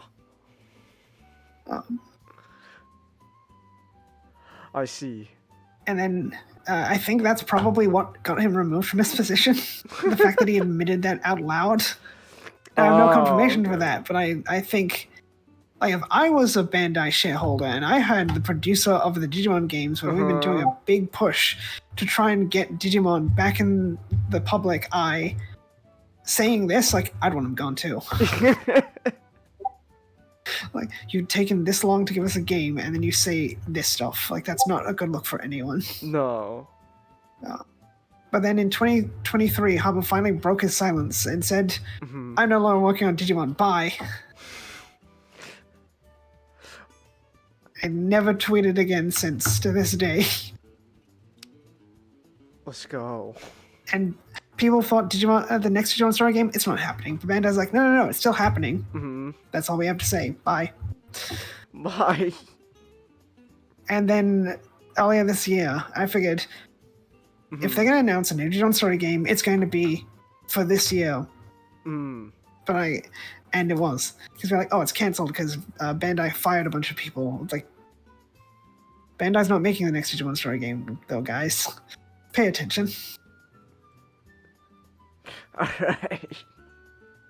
but they finally announced Digimon Story Time Stranger. After 10 years of waiting, we finally got the title, we got trailers. All we knew about the game was it was going to be more aimed at kids and involve the Olympus 12 of Iliad. And then we got introduced to Hara P, and Hara P's had a lot to say about the game. Like, it's not really aimed at children. It's more aimed for everybody. Like, okay, that's better than Cyber Sleuth being aimed at adults and not really being for adults. Okay. If I get the bad stuff out of the way, because Habo's been working on this game so long, there's probably a consensus I have. Hara seems to have contributed a lot in the little time he's been working on the game. But there are concerns, like, when Habo made Cyber Sleuth, they kind of ripped out a lot of important things from the Digimon story games that have been put back in Time Stranger. So, for some asinine reason, you couldn't evolve Digimon in your party in Cyber Sleuth, but you could in the DS games. You'd have to go to the Digilab. So you have to find a portal to the Digilab, then go up to a terminal, and then you can evolve your Digimon. They brought back the old function. You can just evolve your Digimon whenever they can evolve. Combat is definitely more interesting. Like, Cyber Sleuth had abilities, but they were really kind of just there. Like, it definitely felt like, to an extent, they were copying Pokemon, but not understanding certain things about Pokemon. Okay. Like, in Pokemon, you can get abilities that'll affect stats. Like, huge power for Azumarill, which will double Azumarill's attack. Now, it's important because not every Azumarill will have that ability. Some Pokemon have set abilities, like Regigigas has Slow Start to balance out its stats. Every Regigigas will only have Slow Start, because every Regigigas will have massive stats. But then certain Digimon and Cyber Sleuth would have abilities like buffs your attack but reduces speed for beast spirits, or buffs your speed but reduces attack for human spirits. And it's like, those Digimon can only have their ability, so why not just make the stats different? We don't need that kind of ability. Those abilities are all gone now. Instead, there's personalities and personality skills. Apparently, Cyber Sleuth had personalities, but I never noticed that. Kind of just there. And there's the reason why they said that the game took so long was they were doing the lore stuff. Because Iliad wasn't well explored, the game took 10 years because of lore. Like, I don't think so. I think Habu had this weird idea that they'd just be able to keep reusing the models over and over again. Like PSP style level models. And like by this year, 2025, we'd have a game with almost every Digimon in it from them just reusing models. They showcased that they have redone all the models from scratch, aside from the skeletons. So that probably was a major contributor, which is something I've been calling for years, that they would have to have redone the models. So, right again. And the models look really good. That's, I think, another reason the game took so long was Hara probably took a look at the game like, this isn't very fun, we need to fix that. Because one thing he said to the staff was like, make sure like you have fun. Make sure this is fun. There's they're urging Habu banging on the window like, no, it's not supposed to be fun. But Hara also grew up with Digimon, unlike Habu, who only got into Digimon when he was put on Digimon to work on it. So I don't think he succeeded in Bandai's objective of making the money.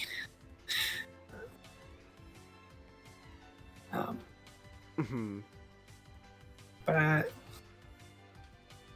one also thing that concerns me is the story, because I don't think Hara P has had any contributions on the story, given how long development's been. And from what I've seen, it seems like there's way too much going on in the story. Like they could pull it off, but I'm not expecting it. Because it's in it, and there's the Olympus 12, we have the Olympus 12. Then there's the Titans causing trouble, who are led by Plutomon. But then there's human world stuff, including the Public Safety Bureau. You work for an organization called Adamas, which is a reference to a song by the musician Lisa. No, it's not. Just kidding. Hold on, you're kind of roboting there a bit, SGD. Hold on.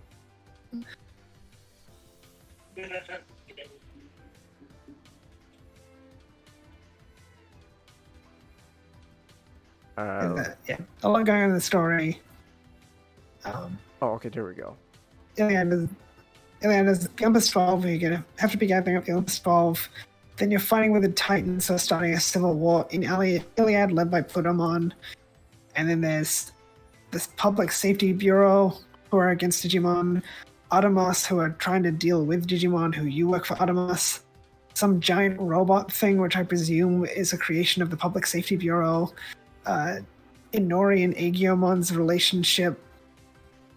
Time travel. The 3 host computers of the digital world in the game, of the digital worlds. The Royal Knights are in the game. They make that very clear. People were so cocksure that the Royal Knights are not going to be in this game because Harbo said this is a game about the Olympus 12. And people thought like some Digimon are going to have to get cut from the roster because they're making everything from scratch. And there's only 450 plus Digimon in the game. Well, the first boss fight you have, Omegamon shows up to carry you through it. Just to make it abundantly clear, the Royal Knights are going to be integral to this game. Omegamon shows up at the start. Oh, okay.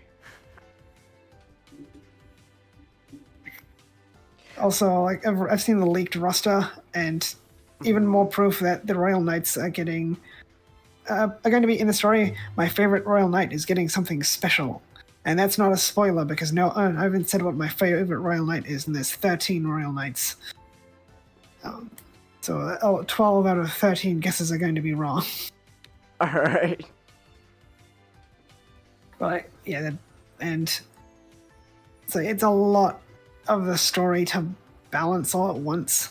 And I just hope that they're more focused than Cyber Sleuth, because Cyber Sleuth had so many time-wasting moments. Like, let's go on a food tour. What does this have to do with Digimon? What about Digimon? What about Digimon? Like, why am I taking a teenage girl on a food tour around a building? What does this have to do with anything? It's like, well, she's one of the main characters, right? But my Digimon are not here with me. Where is the Digimon in my Digimon story game? How about another food tour? There's Digimon this time. Are they my Digimon? No.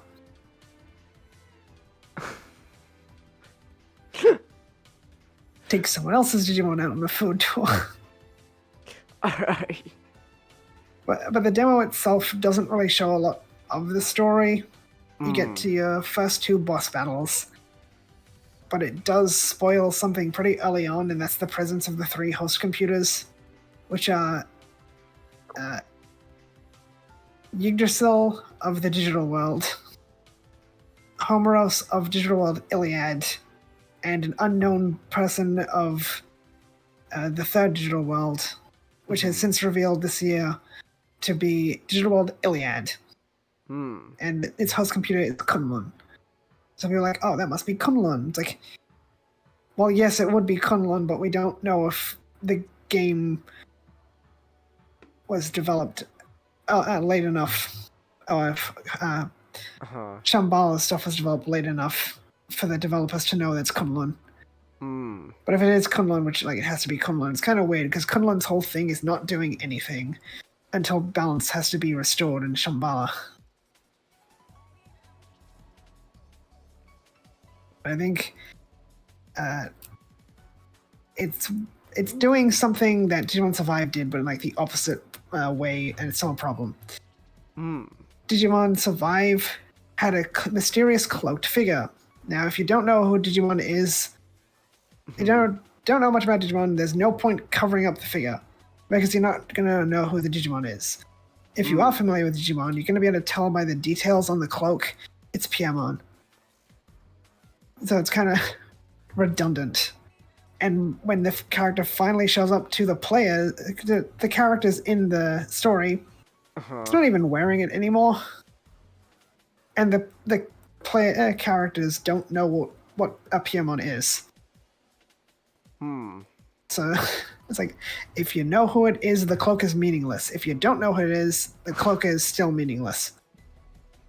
Alright. And then we have 3 characters, a girl in a blue dress, a girl in a pink dress, and a girl blue and white and blue dress, or white dress with blue, a girl in a pink dress and bonnet, and a kid in a suit. And the girl in the white and blue, presumably Yggdrasil, says to the pink girl that they're Homeros. Now, if you know who that is, that kind of spoils who all the characters are. If you don't know who it is, then you get nothing out of the reveal that it's Homeros. Okay. Because at this point in the demo, you haven't even gone to the digital world yet, so you wouldn't know who Homeros is yet. It feels like something they should save until later. It's like, mention Homeros is the ruler of Iliad, like, that's Homeros? But like, no. Doing it kind of the opposite. Okay. Not that Digimon is any stranger to kind of telling stories in reverse, like they did with that scene with Juri. But that was the scene from Rei from Evangelion's first episode, but in reverse, so it doesn't work. Oh, okay. Something's up with Juri. Like, yes, we already know something is very clearly up with Juri. You made that very clear before this. Her disappearing into an alley is not mysterious. As opposed to Rei, like, wait, Rei's on the road, but then Rei's in a hospital bed, so that Rei from the road couldn't have been Rei. What's going on here? But actually, what I've gotten to play from the demo has been pretty enjoyable. There's a lot of quality of life improvements, like being able to evolve your Digimon without the Digilab. Digimon have a lot more weaknesses and resistances than they did in Cyber Sleuth. So in Cyber Sleuth, you just had virus, vaccine, data, and free. So of course, rock, paper, scissors, vaccine beats virus, virus beats data, data beats vaccine. So you do double damage or half damage if you go the other way around. And then you'd have elements. So a Digimon would be of one of 8 elements. So light and dark beat each other. And then I think it's fire, water, plant, and then it was thunder, earth, and something else.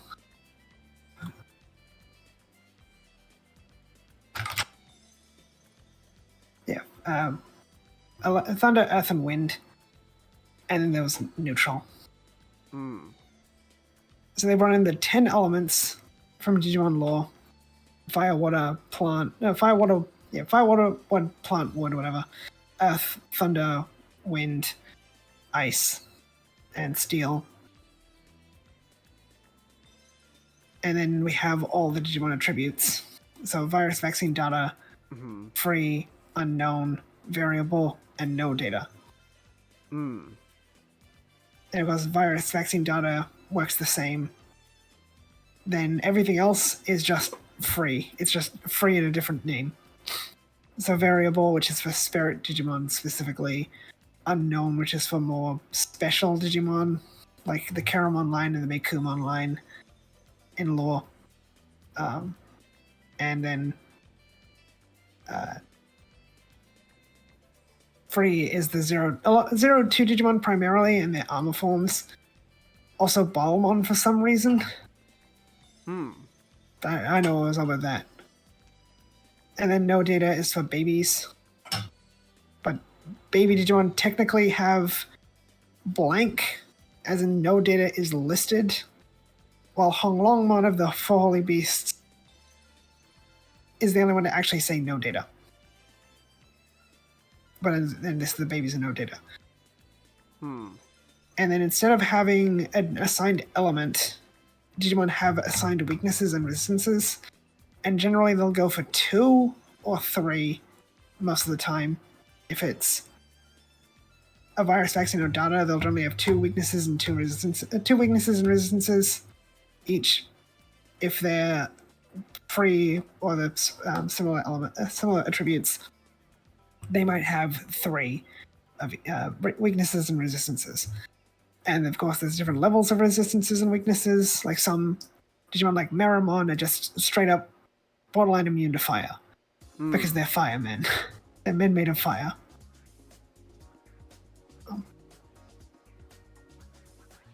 So I like the changes. I was hopeful they'd bring up more elements.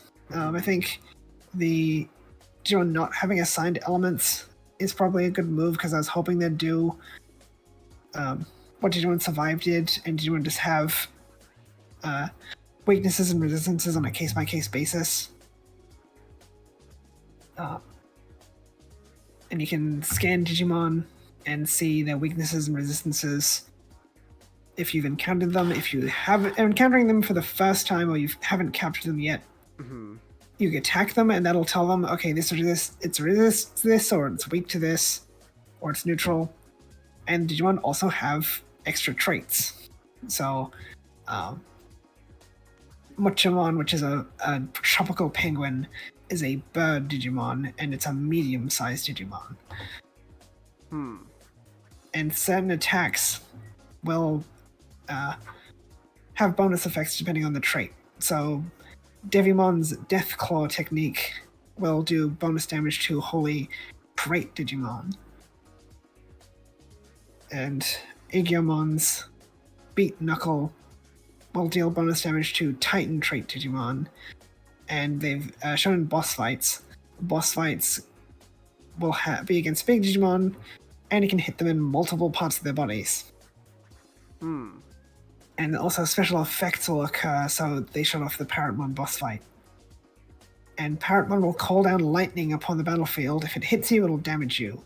If it hits Parrotmon, it'll heal Parrotmon. But if you have a Digimon that's part metal, like Tankmon, which would be in its traits, it's more likely to get hit by the lightning than anyone else. So you can draw the lightning away from Parrotmon using a Tankmon. So it definitely seems like stuff I imagine Harupi contributed because he comes from a lot more of a gameplay background, while people called Habu.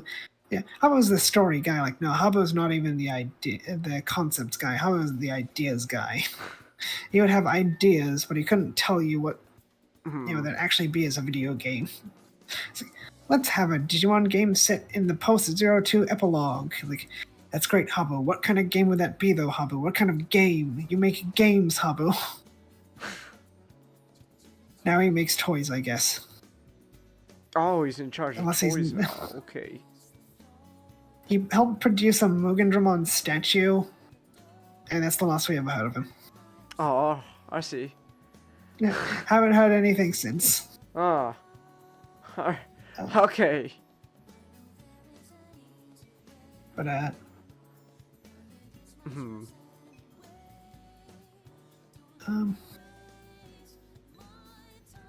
yeah, the demo, which is available, has been available for the past couple of weeks. I was actually expecting it to be available yesterday or today, but they did it a lot sooner than I was anticipating. Lets you play through the first 2 boss fights and explore Central Town. And there's so much detail in the world, and like running through Central Town is a lot of fun if you're familiar with Digimon like me, because there's all these characters referencing the shows. Like Lotmon and Terriermon are sitting next to Renamon and Impmon, while Gilmon and Monodramon are sparring in front of them. And that's the Tamers gang. I think Gardramon's there. There's a Nightmon hanging out with a Revolmon and a Shoutmon, and that's a Digimon Crossworlds reference. There's a Mummymon chilling out with an Arcanimon, which is a 02 reference. If anything, it feels like there's too many Digimon in Central Town. Jeez, man, save some surprises.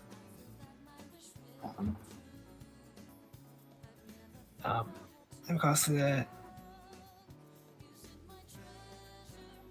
I did with Cyber Sleuth was I kind of got very tired of the battles because the balancing was very poorly done because they had to account for multiplayer. Multiplayer has been entirely scrapped. Oh. Oh, okay. So they can just focus on making a good balanced single player experience. Uh-huh. But in my experience, hard mode's kind of too easy. Oh. So I do hope it picks up after the first couple areas. Especially as you get to more proper boss fights, because the first 2 boss fights don't seem like proper boss fights. Mostly because the first one has a Megamon show up. And they have said they've put enemies here and there, which, like, yeah, you're not supposed to fight these until you do New Game Plus. Oh, okay. Like, your first encounter, no, your second area with Digimon in it, there's a freaking Chaosdramon just chilling. It's like, yeah, just walk around that guy. Like, you have Dracomon and Kotemon and Wanyamon, like, and just Chaosdramon, this giant red machine dragon.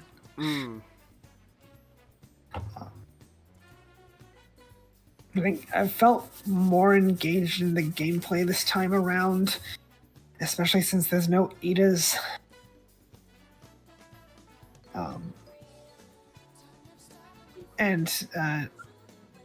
Digimon will say their attacks. They all have voices.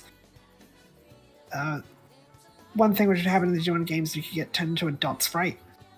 So all the way back in Digimon World, an effect would turn your Digimon into the dot sprite from the VPETs, and it's called crystallization. And if your Digimon gets beaten, or you beat a Digimon while it's crystallized, it'll fall apart into a pile of glowing bricks, and I think that's so much fun. Just imagining Sully with the cube of trash. I managed to take a picture of it. Alright.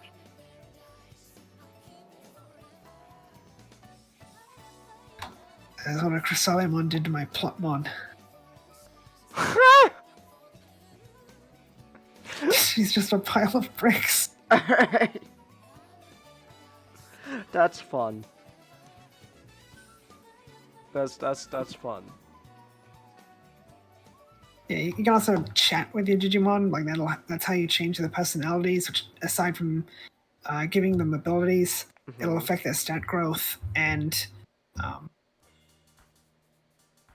affect what they can evolve into. So to get a lot of baby Digimon, you either have to encounter them and then you can devolve into them, or your Digimon needs a matching personality. So you can they'll say things to you and they'll send you messages, and depending on how you respond, that can affect their personality, but it'll have the symbol next to it to let you know what direction it's going to go in.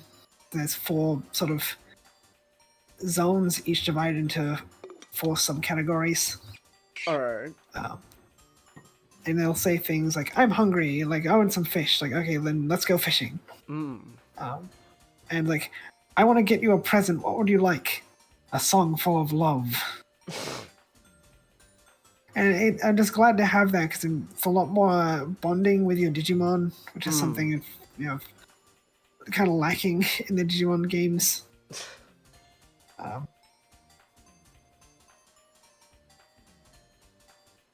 And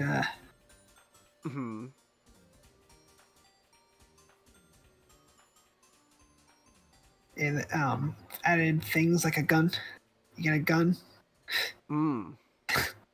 So you can provide stat boosts or attack an enemy Digimon, and rather than relying on Digimon evolving with levels, you get an agent rank. So as you have Digimon of different personalities or whatnot, you can buff your agent rank, which gives you extra skills or affects your gameplay experience. So it kind of incentivizes getting a bunch of Digimon. Alright.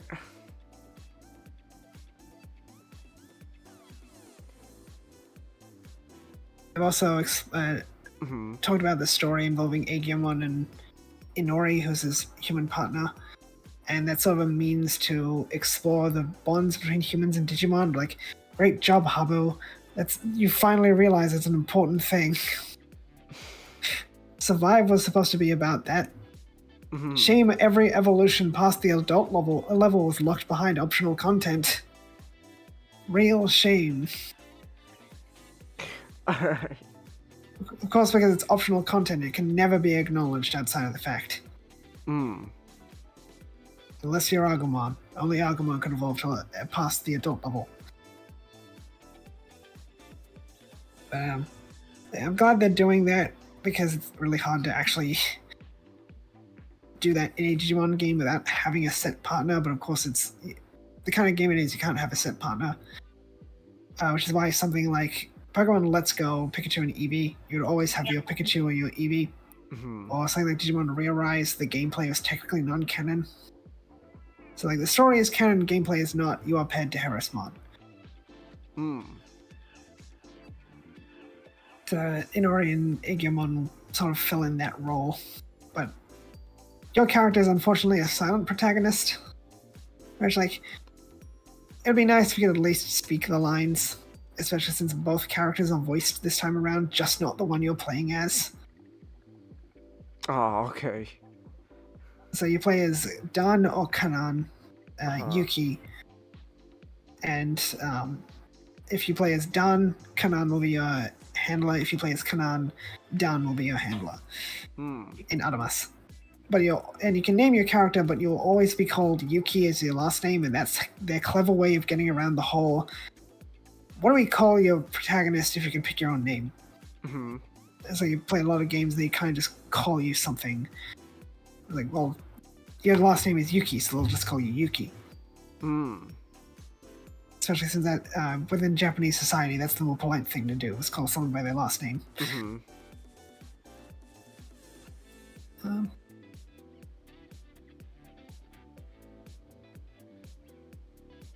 And we have seen quite a lot that can guess the story, like we'll be gathering up the Olympus 12.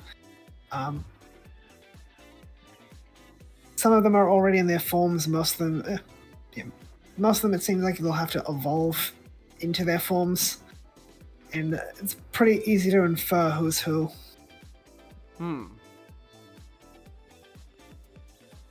So we have Agumon, and if you know anything about Agumon is Eupidomon. Unimon is Unimon. There's a Bearmon, and Digimon World 3, showed out earlier, introduced Marsmon. So that Bearmon is probably going to become Marsmon, especially since I've read the leaks. The leaks don't leak story stuff, they leak Digimon rosters. So that is further suggestion. It was people's fan theory that there's two Bearmon. One of them is going to become Marsmon, the other one's going to become something else. They seem to have been pretty correct on that. There's a Hungumon. Hungumon's probably Neptunemon, so on and so forth. Kind of feels like a little too many of them evolve.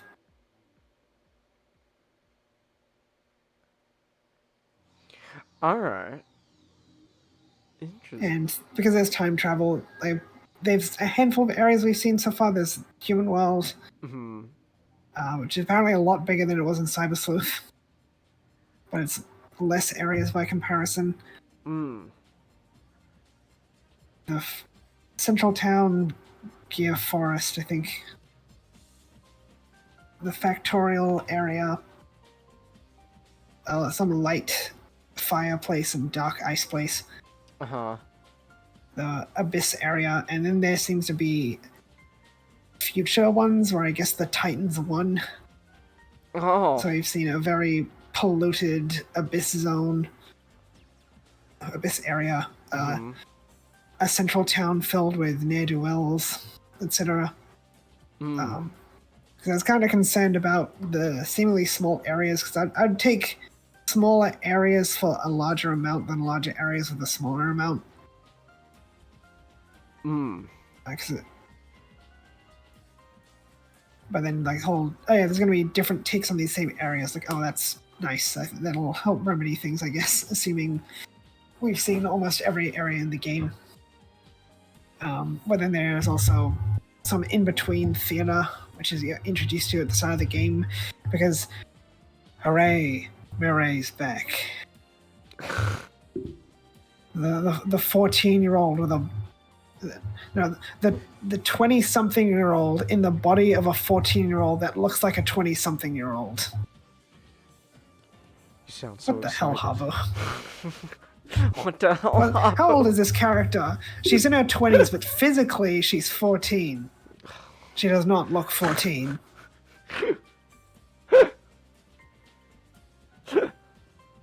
What a...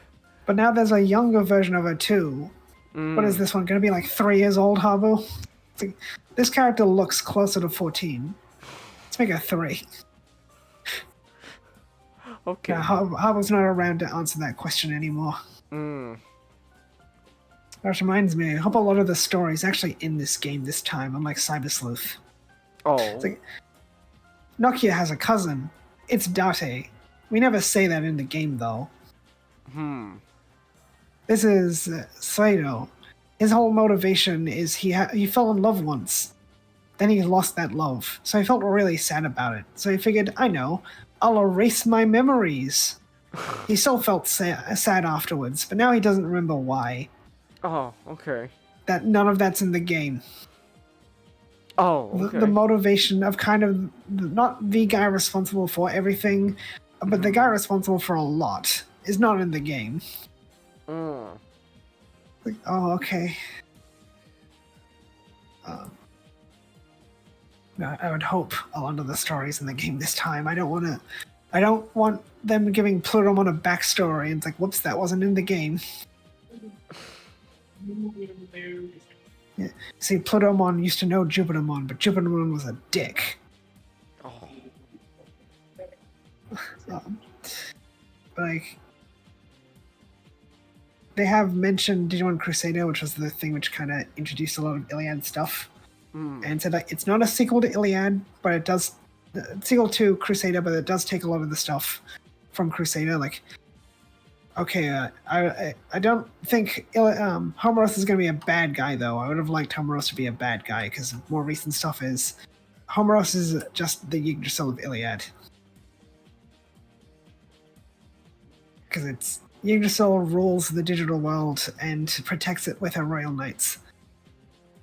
Homeros rules Iliad, but doesn't like the Olympus 12 because Homeros is like, do whatever the hell you want. And then the Olympus 12 like, no, there's good and evil, and you should do good, not evil. And Homeros is like, how dare you?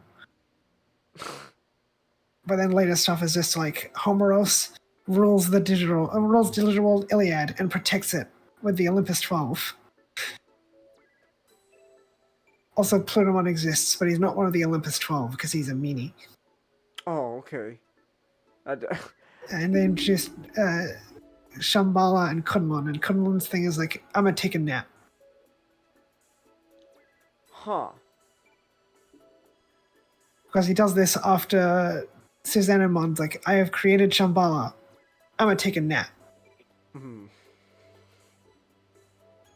Oh, it's up to you now, Shakamon. You go get some people to do things while I'm taking a nap.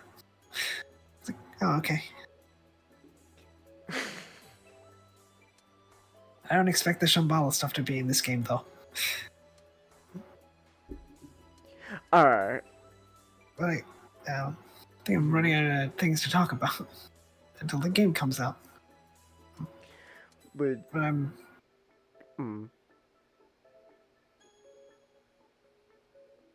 Yeah, lots of quality of life improvements. Definitely feels more engaging. I haven't listened to a lot of music, but none of it seems like it's trying to chew your brain like Cyber Sleuth, and not in a good way. Alright. I wanted to talk about Digimon I'd like to see in the game, but I've read the rosters and none of them got in. Oh, that's a shame. Where it's like, oh, what? I had a whole bunch I wanted in the game. And it's like, I know not all of them are going to get in, but it seems kind of weird. Like, what do you mean you didn't put this one in? I blame Habu for this. Alright. It's definitely Habu's fault. This is Habu's fault. It all goes back to him. But 450 plus. I think it's around 460, including the pre-order Black Agumon and Gabumon lines, assuming Omegamon's Wart's also available. Which that's more than all the last handful of Pokemon games at launch. Like the DLC has added more, but going all the way back. Ultra Sun and Ultra Moon were the last Pokemon games to have more than the amount of Digimon Time Stranger will launch with at launch. So Sword and Shield had less until the DLC. Scarlet and Violet had less until the DLC. Legends Arceus has less. ZA will have less. Let's Go Pikachu and Eevee had less. The Diamond Pearl remakes had less. Dang, Pokemon, you need to step up your game. And it's even with Digimon having to remake all the models, and people are like, why are the animations all the same? Like, because you can apply the same animations to skeletons. Which reminds me of an absurd claim I had about someone made from Pokemon, that when you port something to a new engine, you have to remake the texture. I was like, no. Huh. Not even Game Freak pulled that excuse, because they know people are not that stupid. You do not need to remake a texture when you move into a different engine. People port things across. People port models all the time. Like it would not break a texture. I know what's going on with that. Huh. Like, yeah, the Digimon have a lot, like so much better in Time Stranger,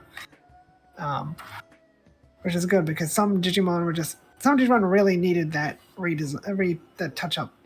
I hope a Pokemon got a good touch up because its Cyber Sleuth model always looked off.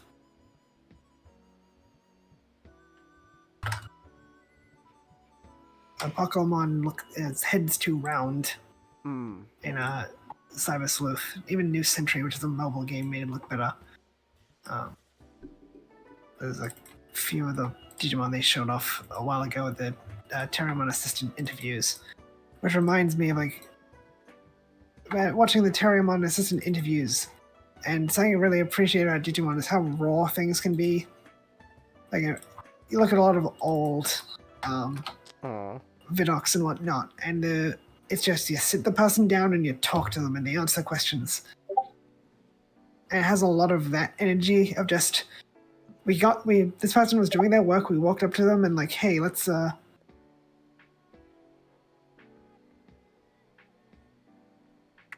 talk to them about these things, like the models and the animations and whatnot. While more modern Vidoc stuff is just really sanitized. It reminds me of when they're doing Ghost Game interviews, they had the voice actress for Gamamon and Hero sit down. It was just really fun to watch. It's like, oh, hey, I haven't seen you in ages, because they worked on a project before Ghost Game together. And just hearing Hara talk about these things, like they had the director of the game who's worked on Digimon previously. And so like, oh, my favorite moment is just censor bleep. Like, can we say that? Like, no, we're gonna have to censor that afterwards. Because his favorite moment is a big story spoiler. Oh, okay.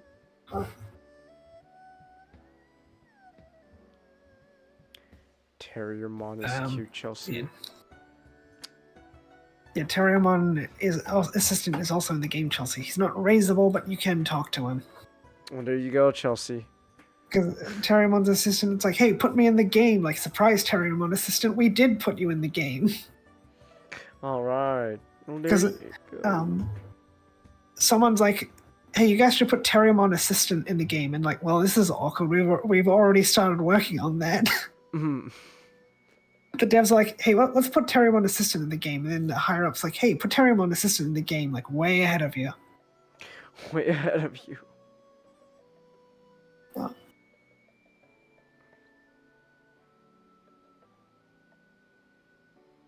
Damn.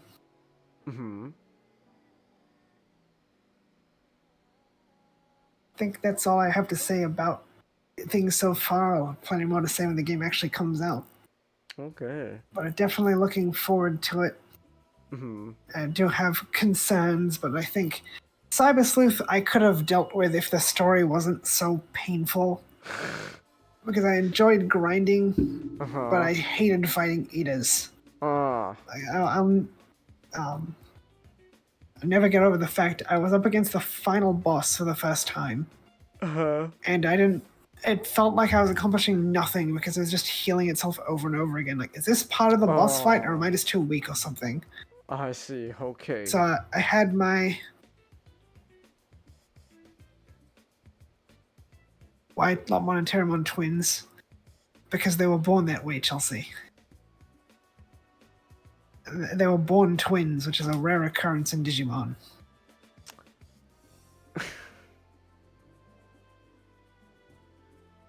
I had my Amagemon, my Rosemon Burst Mode, and I think it was my Tyrant Kabuterimon, which also reminds me of something I need to tell you about after. Yeah, I think it was Tyrant Kabuterimon. And I decided on auto battle, like, okay, I'm gonna go for a walk and come back after and give this another go. I came back and I'd beaten the boss. Oh. Because my Rosemon Burst Mode was a healer, she carried the other two through the whole fight somehow. Oh, okay. Like somehow she just had enough SP. It reminds me. Cyber Sleuth let you have 3 Digimon in a battle, and then 8 Digimon in reserve.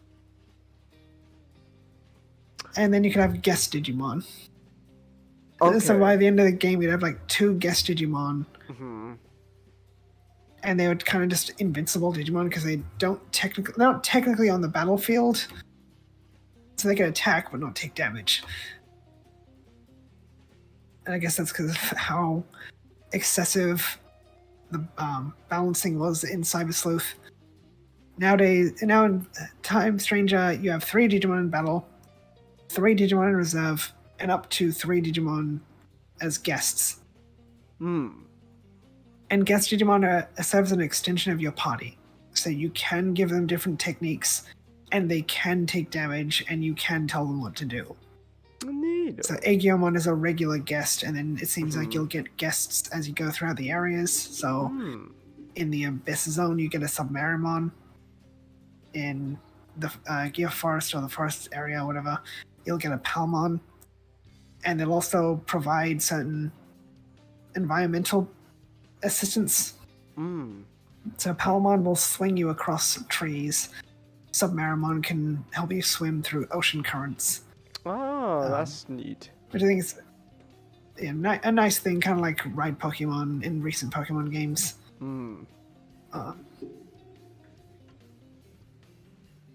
I'm much happier with like the smaller party because 11 Digimon total is excessive.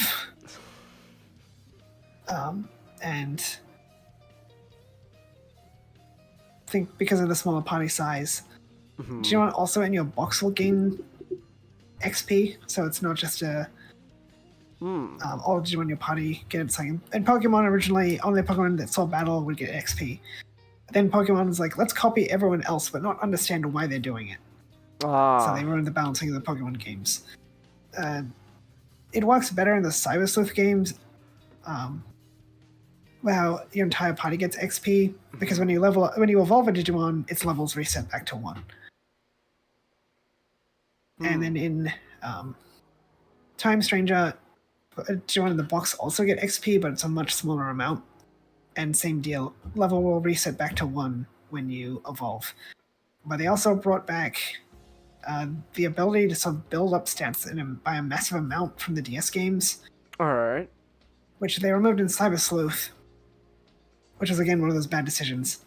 So in the DS games, you could make like a baby Digimon super powerful. And I'm glad they brought that back, because it means you won't have to evolve everything to level 6. And it's also one of those things where it'll only happen if you put in the effort. So you need to keep evolving, devolving, and loading Digimon. So if you have extra Digimon, you can load them into Digimon Mm-hmm. to buff their XP like it's a gacha game. I see. Because when you fight a Digimon in Cyber Sleuth, you'd get data, and then when the data hits 100%, you can load a Digimon or convert it. Then Time Stranger, they've changed it. You have to beat them in battle. Okay. But it's good that you won't have to evolve everything to level 6, because an annoying thing about the Digimon fan base is like, what's a good level 6 for this? Like, what do you mean what's a good level 6? Not everything needs a level 6. Like, level 6s are supposed to be freaks of nature, kind of. Oh, okay. Like, almost every Digimon will hit the child level. Most will hit the adult. Some will hit the perfect, and they're the leaders of their groups. And then a very rare few will hit the level 6. They'll become ultimates.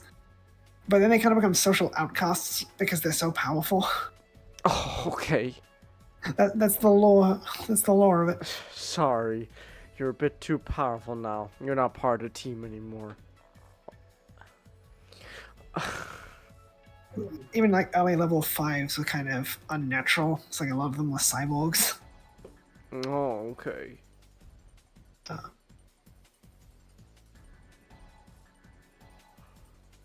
Like, I'm glad to have those kind of quality of life things back.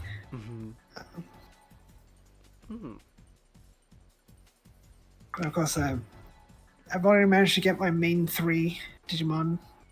Palmon, Gomon, and Keramon. So, Gomon being the starter I chose, because it's Gomon, Patamon, and Pico Devimon, which they said they picked those 3 because they wanted 3 that could easily become a lot of the 12. All of the Olympus 12. I think I've expressed frustration in the past. They could have done a better job. Because it's 3 very old, very well-known Digimon. Like Digimon World 3 did a much better job with like old, new, and familiar. Like, could have done Swimmon, I guess, if you wanted a fish or something water-based. But, you know, it is what it is. Okay. But yeah, Gomon, Palmon, Keramon are pretty easy to get. You just Gomon to start a Keramon as an enemy, and you just have to devolve a Tentomon into Bubmon to get a Tanemon and then Palmon. Okay. But I'm happy to have my 3 pals. I managed to get one of those very rare pictures that photographers go their entire lives looking for of my Keramon and my Palmon. Oh. Ignore the unconscious teenage girl in the background. Oh. I remember that character. She's supposed to be a buddy of Inori's, and she's into occult stuff. So she runs a YouTube channel. Which brings me back to Habu. Like, congratulations, Habu. You made this game take so long. Ghost Game came and went and did your same idea before anyone knew what this game was called. Okay. That's Ruli's thing. Ghost Game came and went. It's like, well done, Habu. It all goes back to him. But I'm really sick of like the whole Digimon are like occult stuff. Like, I'm fine with Digimon being magical. I'm fine with a director Kakudo's whole idea of like Digimon were yokai that are now presenting themselves through technology. But don't make that every depiction of Digimon. Like, director Kakudo's like, this is just for adventure. This is just how I see Digimon in adventure. And Digimon Survive's whole thing is like, Digimon are yokai. They're not even Digimon. They don't even call them Digimon unless you beat the true ending. Oh, okay. But then Digimon Time Stranger says from the beginning, they are phase electron life forms, and they have DNA. So they are something between a digital and a physical entity. So I guess there's going to be probably a better balance of Digimon being digital monsters, but also having some magical properties to them.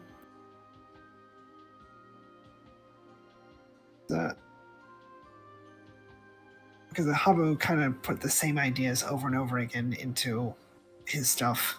Thank you, Habu. Very cool. Yeah, it's like Digimon are occult, Mirai and extra dimensional stuff and jargon and nonsense. This thing Mirai says in Cyber Sleuth, like, that's just nonsense. Sure. It reminds me of something a character in a Destiny 2 DLC says. Her name's Orin, and she's like, your paracausal powers are fundamentally rule-breaking. Like, yes, Orin, that's what paracausal means. They specifically coined that term for this franchise to say these things don't make any sense according to the laws of physics. It's a very nonsensical way of just saying something that's fundamentally true. No, you're not supposed to take her seriously. She's saying crazy stuff. Like, okay, but she said something that actually makes sense. But apparently, characters are going to explain all the weird stuff in this game this time. Like, okay, but you better do it properly, not the way you did it in Cyber Sleuth. Alright. But the Mirai's in between theater is supposed to be where the dungeons are now, so I guess it's a replacement to the Digilab. They reference the old V-Pets in those dungeons, I guess. Okay. Yeah, because the game took so long.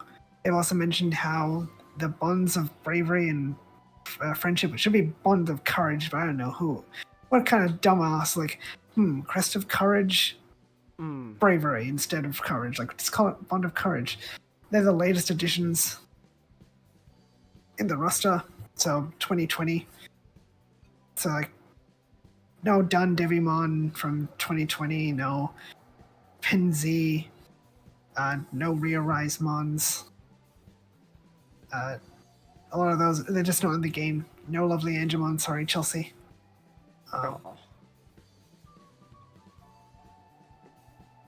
But I still think, when Hacker's Memory came out, there were a bit over 1,000, a bit under 1,000 Digimon in the reference book. Now we have over 1,250. And a lot more coming. Let's go. But 450 is a pretty respectable number. Even if it means a lot of new additions, unfortunately, are probably going to have to wait another few years. Hopefully not 10 more. Hopefully maybe 3 to 4. Of course, they have the DLC to look forward to. Which, some things say you'll get 5 ultimates, other things say you'll get 5 lines to ultimate per DLC, and there's going to be 3.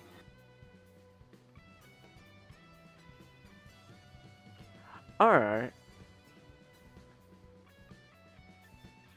Are you excited for what I've seen of the roster, it's like, well, I wish these things have gotten in, but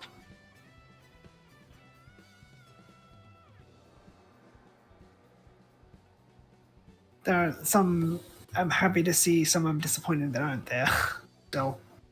Oh, okay. Alright. It's definitely a wait and see how things turn out.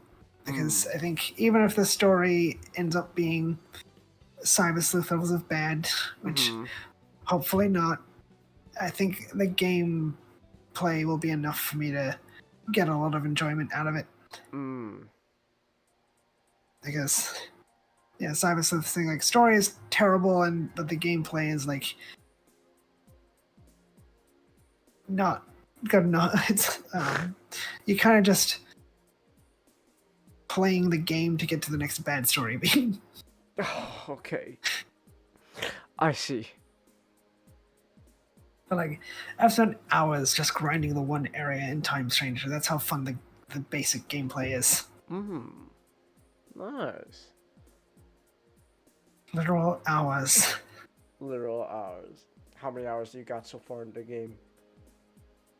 I think one profile was over 3 hours, but then I started another one. Alright.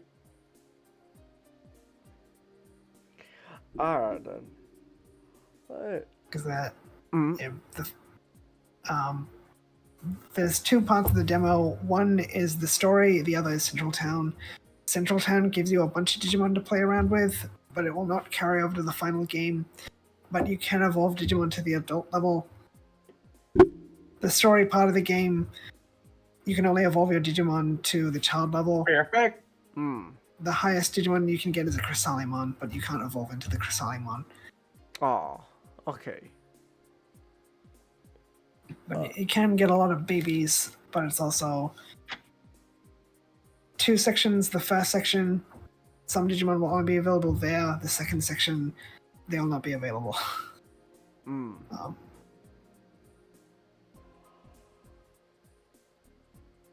But yeah, definitely looking forward to the game itself. Optimistic for a lot of it, but also cautious about the story. They haven't said a lot about the story, other than like bonds about humans and Digimon. There's a lot we can infer from the story, just from the trailers alone. The Harupi said there's not going to be romance in the story. It's like, what an odd thing to say. Because romance isn't usually something that appears in Digimon.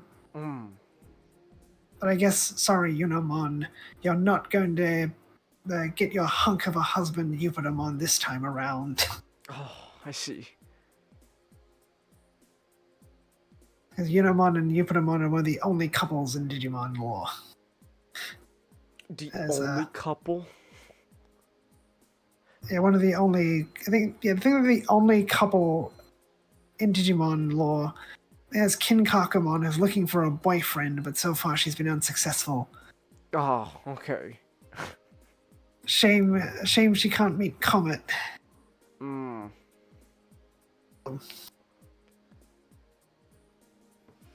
Alright. Yeah, Kinkakumon would love Comet. Because she likes to hit boys she likes. That's how she shares her affection. Okay. She's the girl from Ghost Game and the Jellymon Evolution episode. Yeah. She hits people. She just beats them up. That was perfect. You'll love her comment. Alright. Yeah. It's a romantic Digimon that will begin violently attacking if there's a Digimon it's interested in.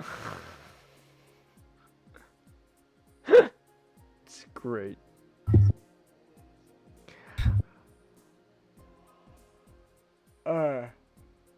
Oh, here's me. Wow. Hi.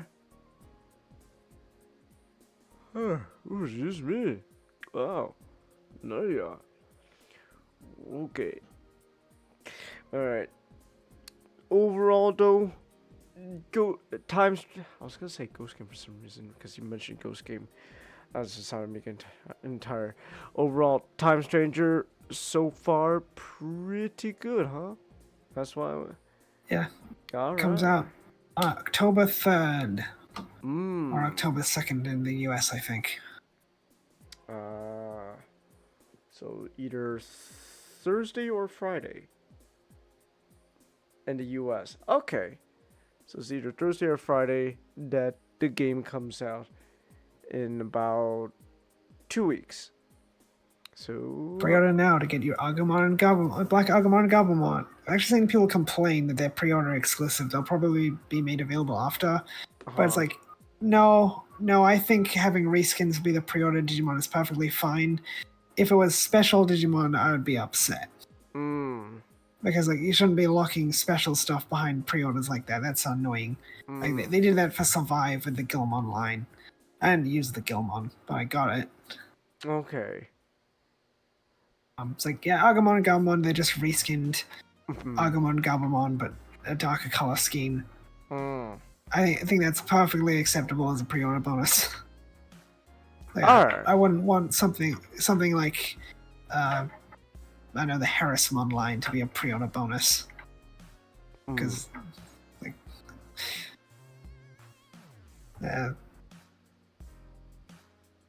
the Bond of Courage and Bravery are early access bonuses, but you can get them in the game. It's just you'll get an Agumon and Gabumon that can evolve into them almost immediately.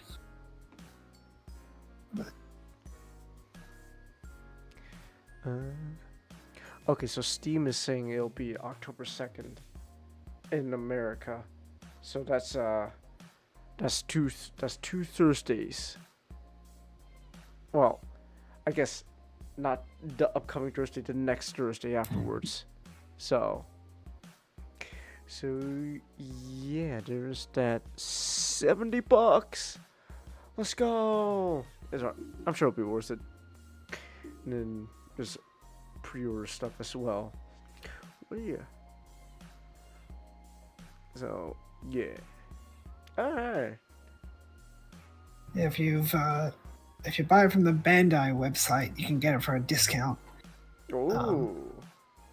Because what you do is if you bought a lot of Bandai games on Steam, then you link your Steam account to the Bandai account. The Bandai account will detect the Bandai games, and then it'll give you points for all those games. Then when you buy it, you can get a discount by using those points. And that'll work with any version of the game. So I got the most expensive version and got a good fat discount on that price. Oh, okay then. That's pretty cool. I think I saved over $100. All right. I was close to $100. Okay, that's really good then. Well, hopefully, when the full game is out, it's worth the money and you enjoy it a lot. 'Cause it sounds like it's a good time. So yeah. Alright. Oh my gosh, I'm getting tired. Shit. Oh. Alright. What time is it? It is 11:32 my time. I'm going now for a little over 4 hours. So yeah. Alright. Oh. Goodness gracious, I'm good. Why am I so tired? Oh. I gotta stay awake anyways. I gotta finish some stuff up for class. Alright. Either way, though, we are gonna be pretty much calling things here now. Let's go. Here's moral of the story. Don't crash out and play Digimon. Alright, so thank you for the game. No stream tomorrow. I'll have a schedule ready to go, hopefully by tomorrow afternoon. And then, yeah. So, until next time, everyone, good night.